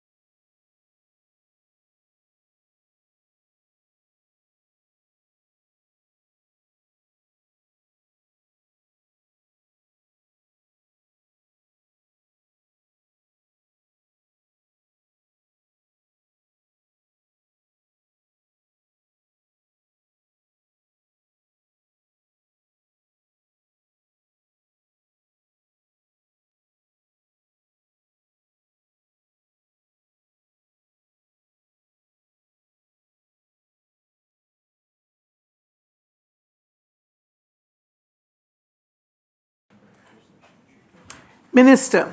Thank you, Madam Chair. There's a federal policy on funding for First Nation students, and the need to meet all three criteria, that is, enroll with the board, ordinarily resident, and funded by Canada. Member. Thank you, Madam Chair. I see that, and that's laid out. But then the minister has indicated that to determine what is defined as ordinarily resident, that's up to each First Nation to determine that. And so my question really is then, is that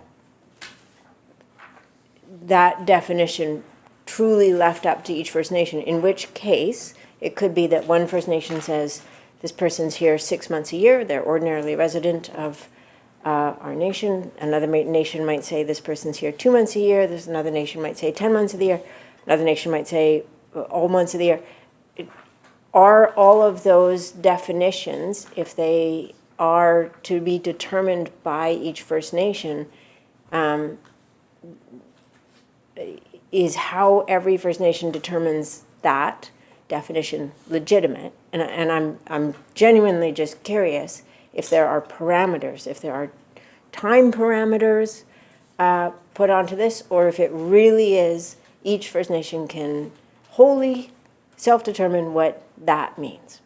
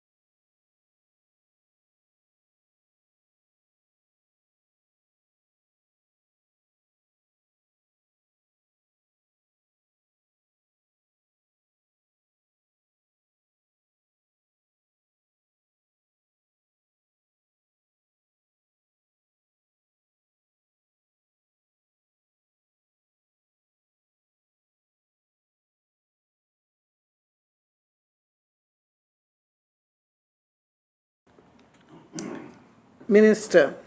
Madam Chair, the British Columbia Tripartite Education Agreement defines students who are ordinarily residents on reserve as follows.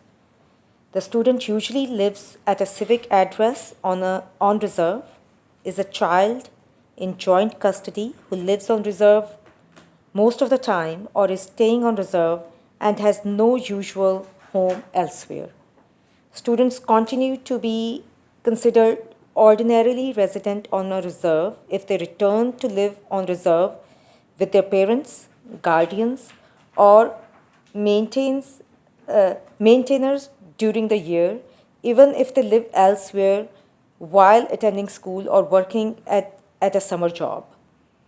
In this context, reserves are deemed to include all land set aside by the federal government for the use and occupancy of an Indian band, along with all other crown lands which are recognized by Canada as settlement lands of the Indian band of which the student is a resident. Member. Thank you, Madam Chair. I appreciate the clarification from the minister. However, it still sort of begs the question of if a First Nation indicates this child meets these criteria, is that just accepted then? Like, is there going to be questioning of that, or is the understanding in the legislation that the First Nation gets to say this child meets this criteria and we move forward from that place?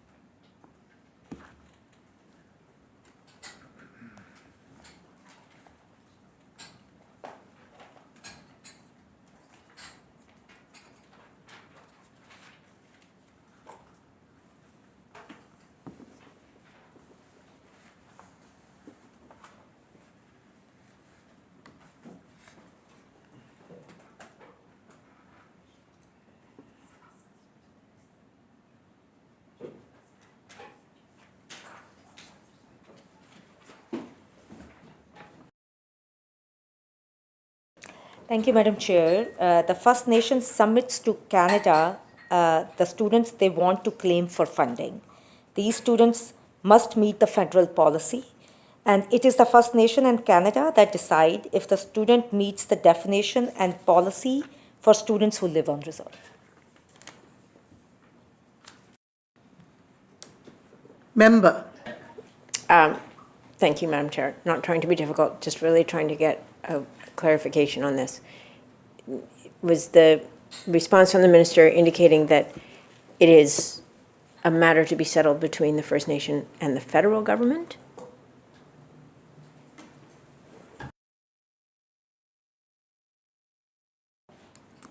Minister.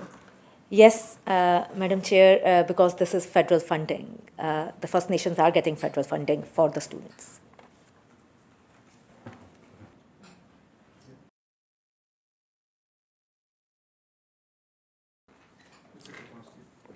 Okay, shall clause 2 pass? Aye.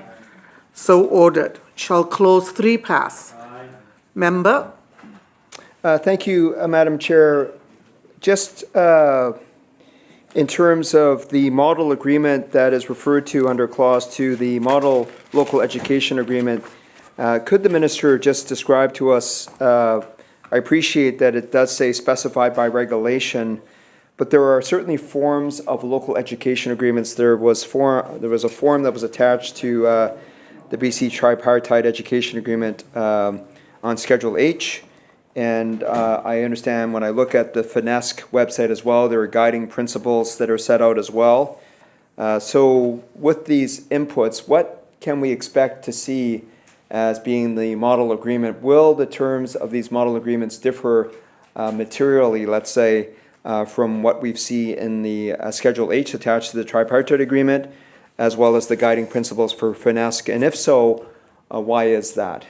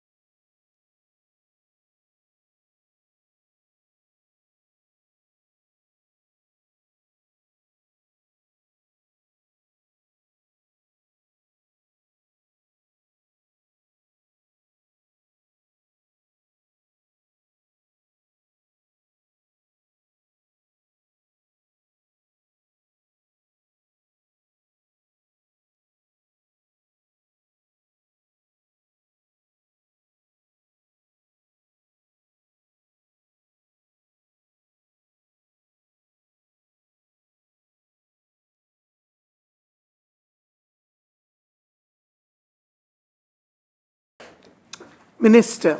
Thank you, Madam Chair. The Schedule H of BCTEA and the guiding principles from the FNESC form the foundation for the new model agreement. The new model agreement will include parent choice, safety, shared accountability, board responsibilities, education resources, and it will talk about grad diploma, student supports and funding, assessments, children and youth in care, cultural awareness, and cultural awareness and hiring, transportation, reporting, and more. Member. Just to pick up the earlier discussion, Madam Chair, because the Minister enumerated the number of items that will be addressed in the model agreement. She did say that both the Schedule H model or the Schedule H to the tripartite agreement and the guiding principles for FNESC in relation to local education agreements would form the foundation of this model agreement, which I think is a helpful confirmation for those. And let me just stop there by asking to the Minister, in terms of the model agreement that will be shaped, recognizing that these are the foundational elements, what further work will be done in consultation with First Nations or other Indigenous organizations or peoples in respect of the model agreement?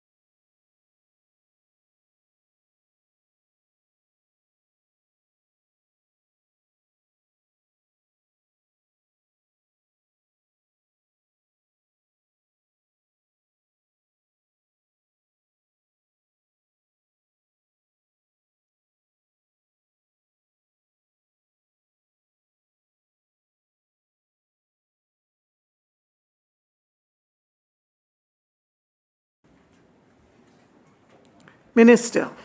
Thank you, Madam Chair. We will be meeting with First Nations at FINESC regional session, separate engagement with the Treaty First Nations. We have been co-developing the new model agreement for over 5 years with FINESC. Member. Thank you, Madam Chair. Earlier, when we were discussing the challenge in respect of absentee rates for students on reserve at the 39% level, for example, we were having a small conversation, Madam Chair, about the transportation and funding that would be addressed under these types of model local education agreements. The Minister, just in her reply previous, did actually put it in the list of items that would be addressed. So I just want to give her the opportunity, Madam Chair, through yourself, to describe how further resources would look like in the context of a local education agreement for transportation.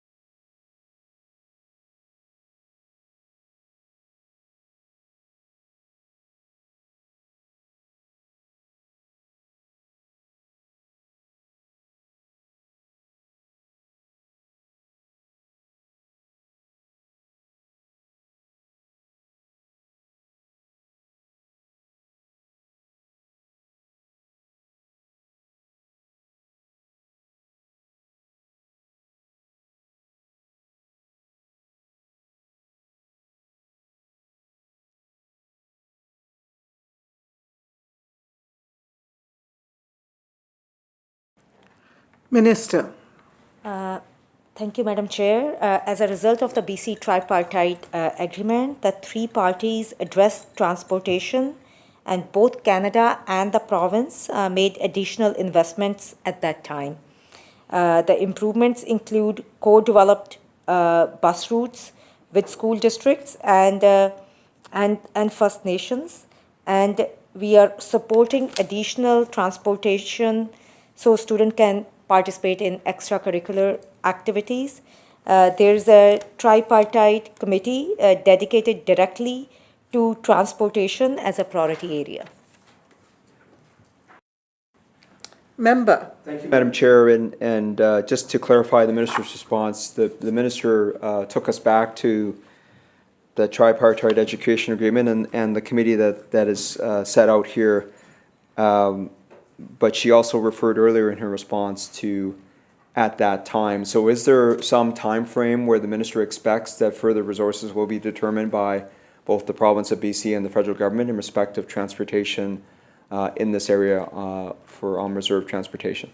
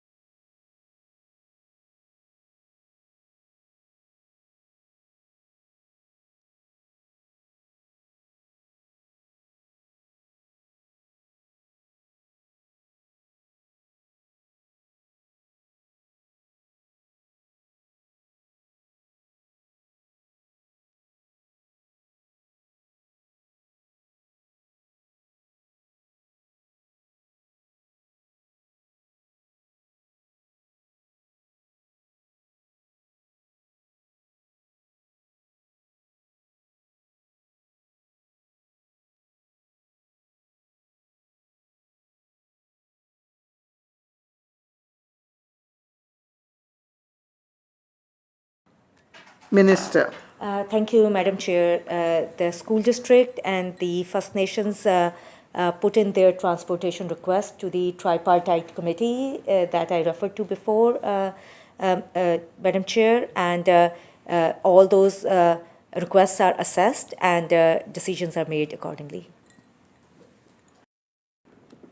Member. Thank you, Madam Chair. The Clause 3 provisions actually address an item that the Minister and I did speak to previously, and the Minister certainly referred on to the Act relating to teachers, but also made another comment, I believe, relating to school districts. But here in this Clause 3, under 86.1 sub 2, sub A, sub little 2, it does say the Minister may specify by regulation any of the following. This is a model local education agreement, which includes terms and conditions related to. Sub 2 is improving First Nation, Treaty First Nation, and Nisga'a Nation student achievement. This actually relates back to the conversation or input, feedback I received from that Nisga'a councillor on more than one occasion, which relates to student achievement. And I know the Minister did provide a specific answer relating to Nisga'a as well. I just, looking at the language here and looking at the discussion the Minister and I were having as well, Madam Chair, about some of the very helpful context slides around student achievement or lack of achievement performance around, for example, foundation skills assessments on literacy and numeracy. I'd just like to ask the Minister in this context, now looking at the specific provision in the context of a model agreement, in terms of how the Minister would see the terms and conditions of a model agreement, local education agreement, dealing with improving student achievement for First Nation, Treaty First Nation, or Nisga'a Nation student achievement as is referred to here in this clause.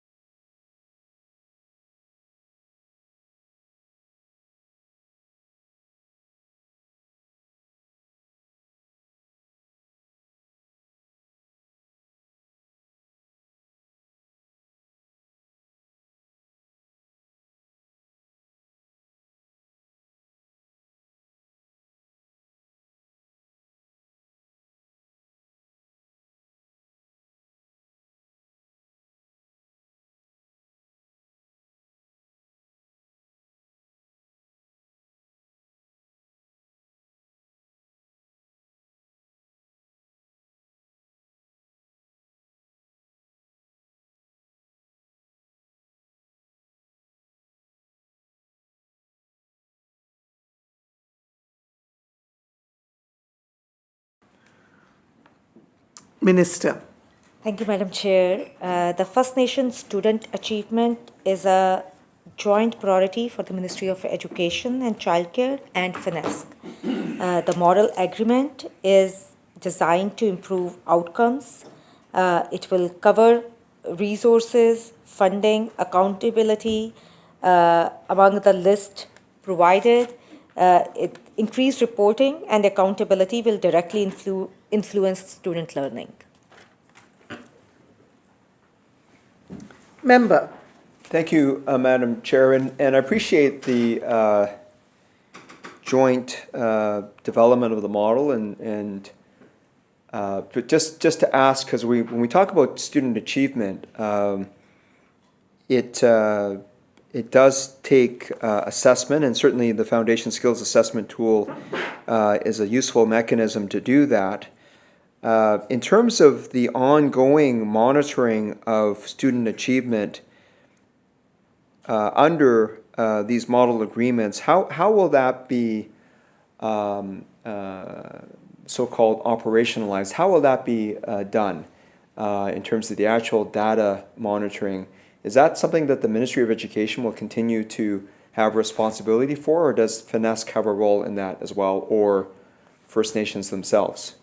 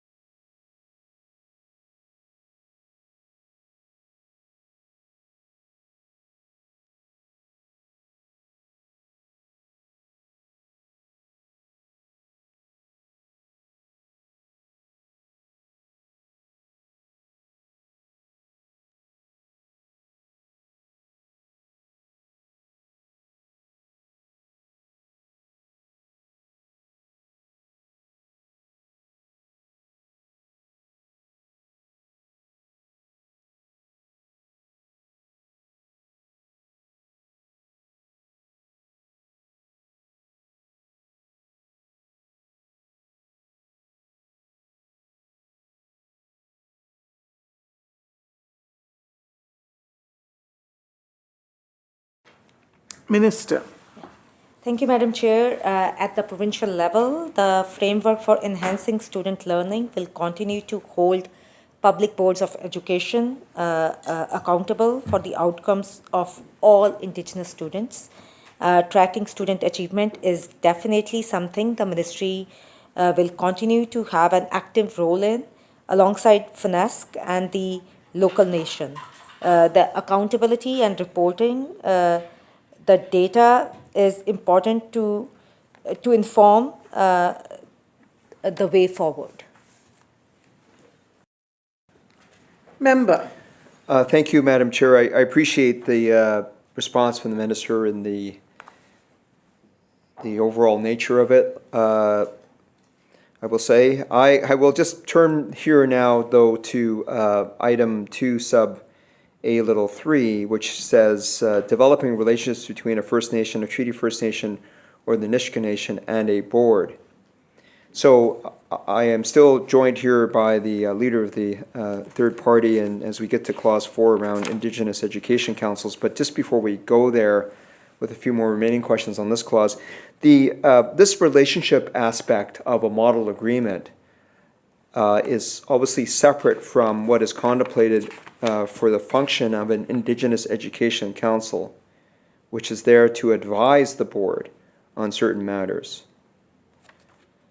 So if I could ask through you, Madam Chair, to the Minister, how does this mechanism on the model local education agreement different when we're talking about relationship versus the framework around the Indigenous Education Council as it goes to advising the board on certain matters?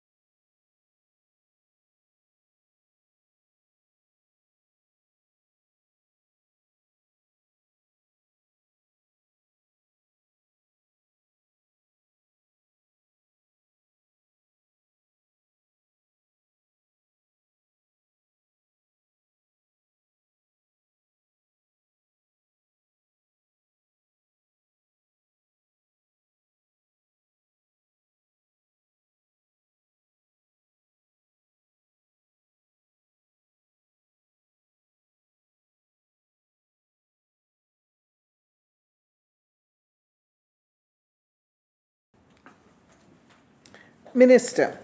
Thank you, Madam Chair. The local education agreement is about the government-to-government relationship between a board and the First Nation, and which is paramount for a respectful relationship focused on improving the First Nation student outcomes.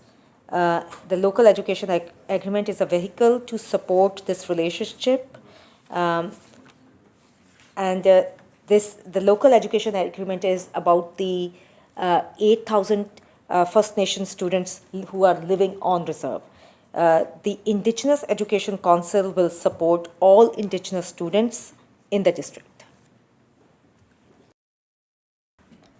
Member. I will just mention now, because I think we'll pick it up because there is a specific provision in the next clause that deals with individuals who may not be members with voting rights of an Indigenous Education Council being a trustee or a board employee. I just mentioned that because I'll come at it two different ways. One is, first of all, can I ask the minister if she could just also describe for us there are a number of Indigenous education enhancement agreements in place around the province. And I understand, for example, in speaking with the leadership of the Tanaha First Nation, for example, in the Kootenays, and certainly the member from Kootenay East has a very good relationship with that nation. There is one of these Indigenous education enhancement agreements in place. So through you, Madam Chair, to the Minister, how is those types of agreements different from what is contemplated here in terms of a local education agreement?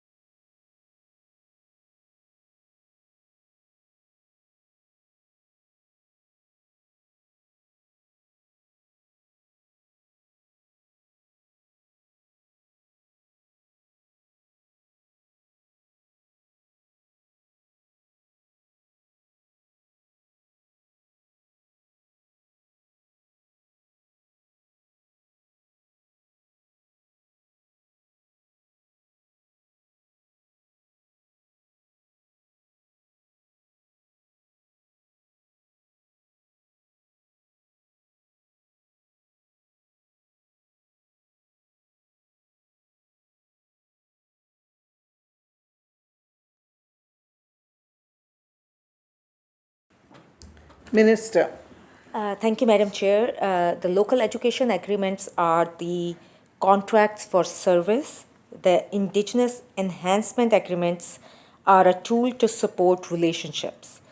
These agreements are voluntary and they can coexist with local education agreements if the First Nation wants to do so. Member. So, Madam Chair, to be clear, it's entirely possible if the nation elects to do so, as the Minister said, for the two types of agreements to coexist. But the Minister did say that the Indigenous Education Enhancement Agreements, as voluntary as they are, do address relationship.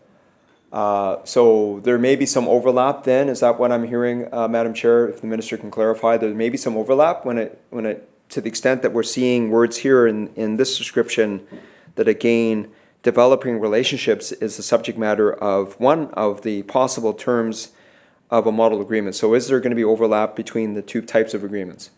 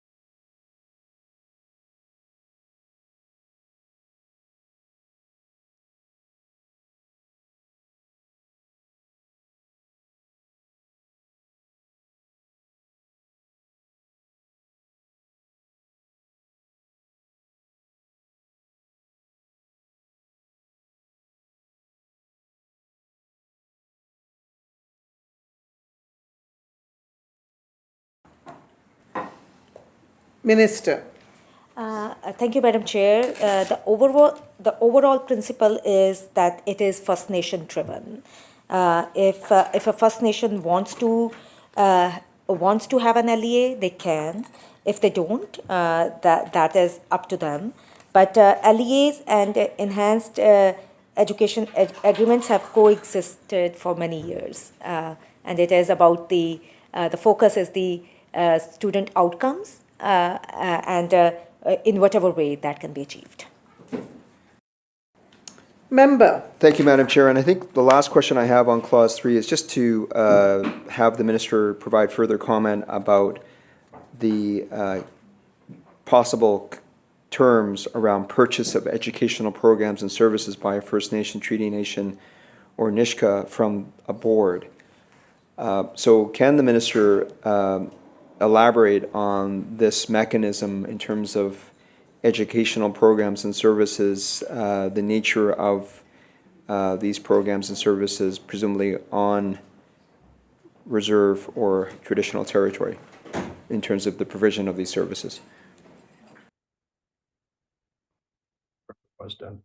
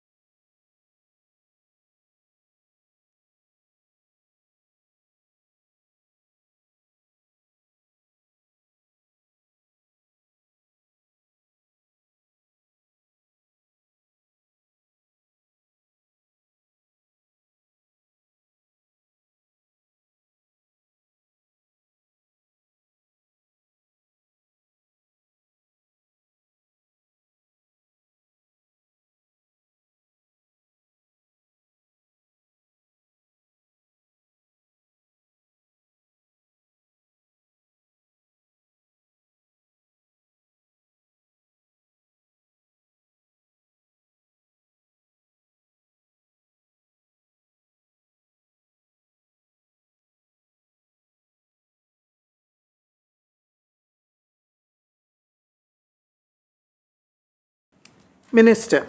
Thank you, Madam Chair. This section covers the First Nation buying services from the Public School Board. The programs and services are the educational programs required for the students to graduate, and it means an educational program. Member.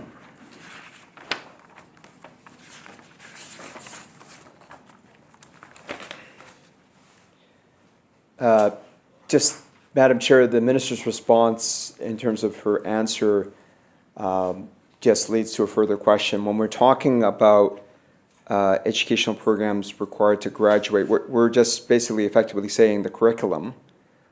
Is there anything that is specific to the First Nation or Indigenous cultural or learnings that is embedded in these programs and services, or are these the basically BC curriculum type programs and services that we're talking about?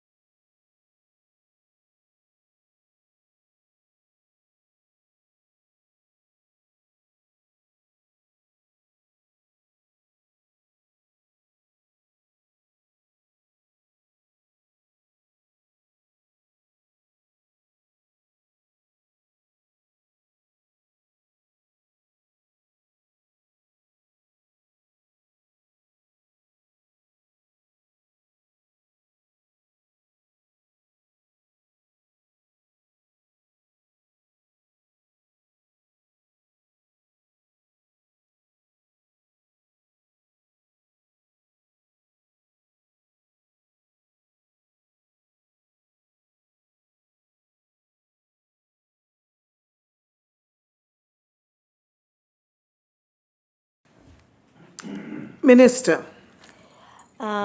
Thank you, Madam Chair. This includes the same program as all other students, which includes First People's Principles of Learning and curriculum, and it could also include language and culture or other pieces of local First Nations contacts.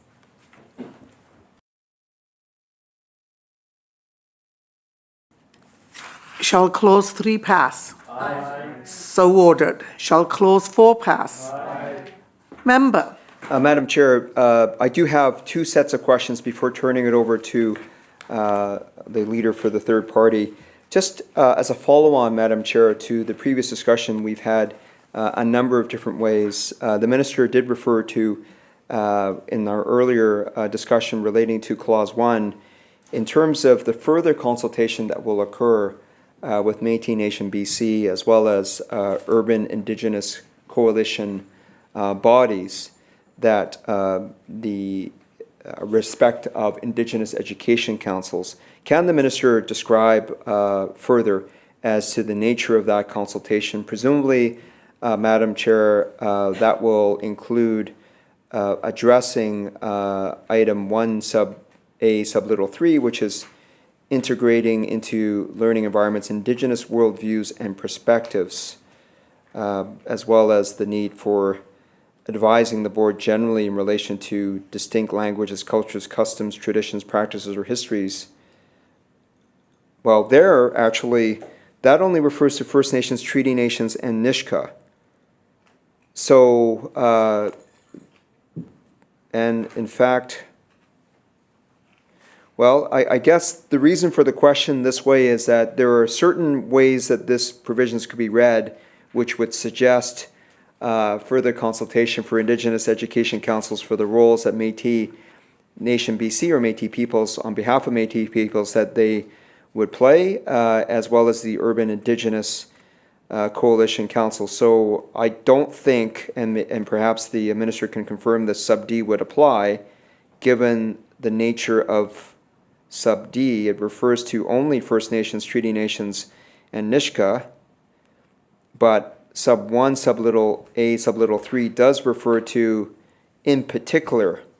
So presumably that does not preclude the input for Métis peoples and urban Indigenous peoples, but if the minister can just confirm those two aspects and then generally just answer the original question, which is just what is exactly going to be consulted on in relation to Indigenous education councils for Métis Nation BC and urban Indigenous coalitions.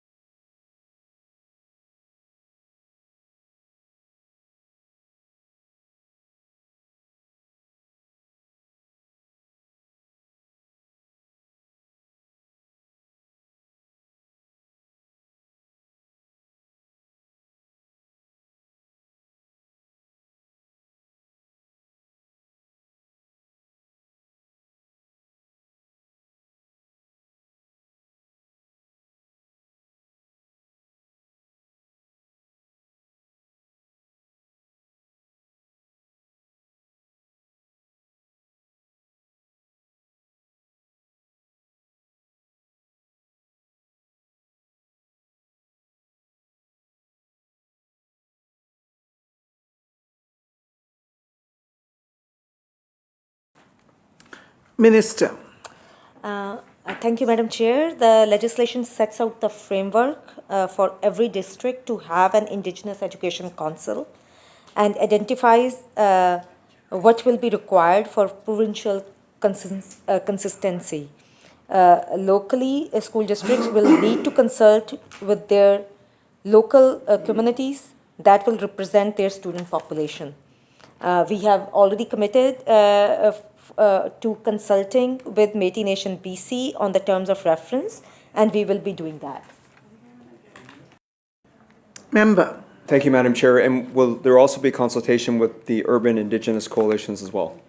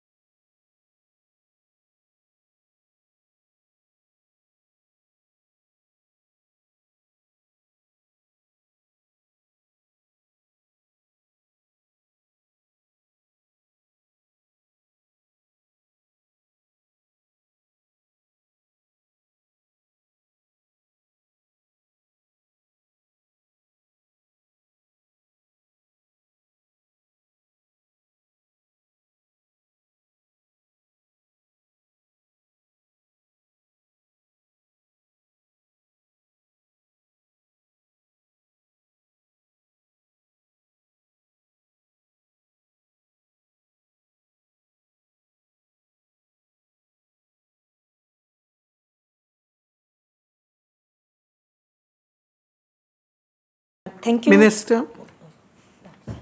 Thank you, Madam Chair. Thank you for raising that with us. We have met directly with the rights holders and are confident that we have met our consultation obligations. The boards will engage with the indigenous organizations during the implementation. Member?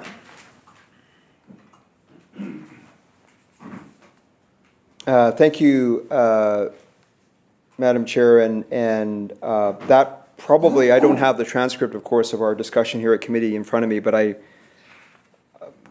it's possible that that answer is consistent with the minister's earlier response, but in any event, I know the minister, what she said now, and I'm sure that for those indigenous, urban indigenous coalitions that are reviewing this, and I'm sure they will be communicating directly with the minister here in the future following this bill being passed. So I will leave it there for further follow-up in that manner. I'm just going to go to my last question before turning it over to the leader of the third party and just suggest that depending on the minister's response, I may not have the opportunity to go further. And we'll leave it to the leader of the third party, and hopefully we can bring this bill to a conclusion in the time we have left today. But let me just say two things before I go there. One is thank you to the minister and her team. She's the only other minister other than the Minister of Indigenous Relations and Reconciliation to not call for a bio break on a bill. So you are now in good stead with the Minister of Indigenous Relations and Reconciliation, at least in my books. So thank you for all of your patience in that regard. Secondly, I will say, though, in a similar manner, that you will also see, Madam Chair, and your predecessors during this committee process, that I did not stray away from the bill, even though it's on the School Act, something that I am very concerned about in relationship to my role as a member for Vancouver-Langara. As the Minister knows, because I've written a few letters relating to what is happening with the Vancouver School Board and the school district capital planning, the need for all of the supports for schools and facilities. But I won't get into that. I hope that I will have more than 15 minutes during the estimates processes, which the member from Surrey South gave me last time, because as you know, there are many members, certainly on this side of the aisle, that have many questions relating to schools in their districts. And I'm hoping the member from Surrey South is listening because of the work I've done on this bill, that I should get some credit, at least when it comes to estimates on Minister of Education estimates. So I get more than 15 minutes. But I will take that internally, of course, with my colleague. I will just now go to, but at least I got it answered, right? So there we go. Okay, thank you. Oh, that's great. If only she would listen to the two, all of you, but I'm sure she takes no guidance from you guys. So let me just say this. I will just say now, on the question, I know, it's a gift horse in the mouth. Okay, clause 4, 87.004 sub 2. Minister, I through you, Madam Chair, I did raise this tangentially. I mentioned this. This says that the following individuals may not be members of voting rights on an Indigenous Education Council, a trustee or board employee. So the question arises, Madam Chair, as to why is this restriction in place? In terms of trying to create stronger relationships, of course you can have, and we've seen, even for the member from Langford-Wandafuka, as he chaired a board in that district. I know in meeting with Chief Russell Chips of Beecher Bay Nation, for example, that he served on that board of education with the member from Langford-Wandafuka. So I'm just asking the question through you, Madam Chair, to the Minister. Does this not preclude that bringing closer of relationship with First Nation and First Nation leaders who may serve as trustees, who will be precluded from serving as a result of this clause on the Indigenous Education Council as well, which is not a committee of the board, it's a separate council, separate from the board. So this does preclude that relationship potentially, as I'm giving an example of. So, Madam Chair, to the Minister, why is that restriction there? Minister. Thank you, Madam Chair. It is important that First Nations and other Indigenous representatives have a clear voice at the IEC table and they are not overwhelmed by district staff or executive. There are some IECs where school district staff outnumber the First Nation and Indigenous representatives at the table. At the invitation of the IEC members, school district staff and trustees may still sit at the IEC table and provide their expertise or opinions on matters, but they cannot be the voting members. A First Nation representative who's also an employee of the board or a school trustee may be in conflict of interest where they appear to be aligned with the school district position or in a conflict with their employer where voting on matters is concerned. Leader of the third party. Thank you, Madam Chair. You say that with such gravitas. You have 10 minutes. Leader of the third party, you have very few minutes left. Through you, Madam Chair. So we're talking about the Indigenous Education Councils, and I just want to quickly summarize what these councils are expected to do. They're expected to advise the boards for equitable educational programs, services to Indigenous students, improving Indigenous student achievement, integrating Indigenous worldviews and perspectives, advising on grants provided under this Act in relation to Indigenous students, approving planned spending and reporting and related grants, advising the board in relation to distinct languages, cultures, customs, traditions, practices, or history of the First Nations, Treaty First Nations, or Niska through advice of Indigenous Education Council members. That's a lot of work, Madam Chair. Will the members of these councils be compensated for that work?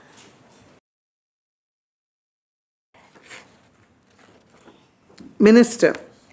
Thank you, Madam Chair. We can confirm that there will be some funding available. Details as to the amount and the purposes are still being finalized, and we expect to be able to share with the districts after the budget 2024. Member. Thank you, Madam Chair. I appreciate the minister's response, but it seems that this might come as a bit of an afterthought, that it's not going to be until budget 2024 and the level of compensation hasn't been determined. Why wasn't that determined?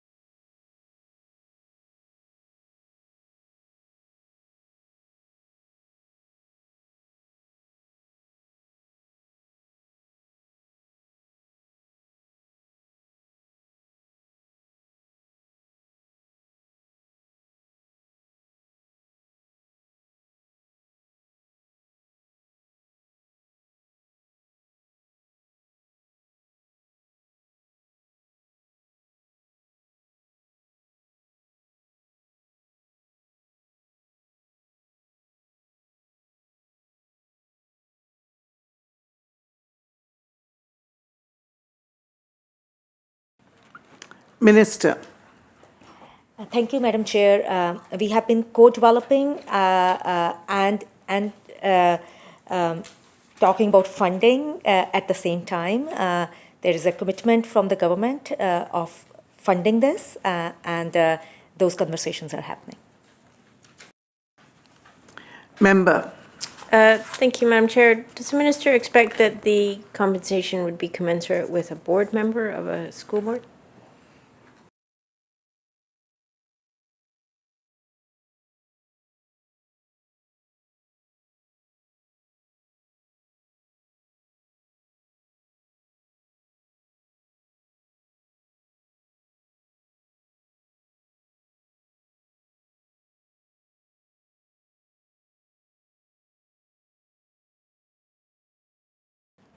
Minister. Thank you, Madam Chair. We are still finalizing the details of that. Member. Thank you, Madam Chair. Oh, my, it's very exciting in here. Yeah, I think this is an important consideration, and I think that for a long time, people, First Nations people, Indigenous people have been expected to provide knowledge and guidance and information and all of these things without being appropriately compensated for that work. And that the work that would be done on a similar scale by non-Indigenous people would typically be compensated. So I really hope that it's going to be recognized and valued and properly compensated, this work.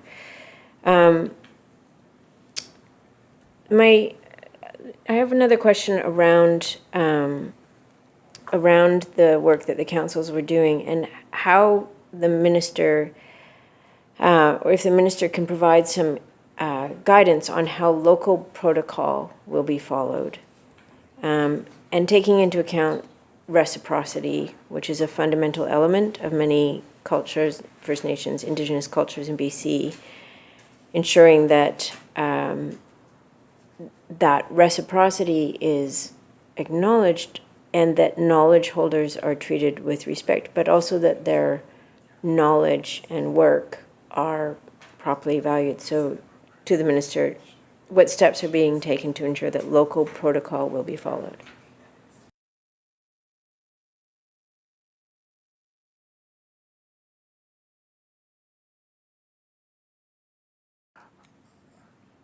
We're at 6:18, and so what we're going to be doing is I've asked the minister if she will move progress and then come back with a response at the next sitting.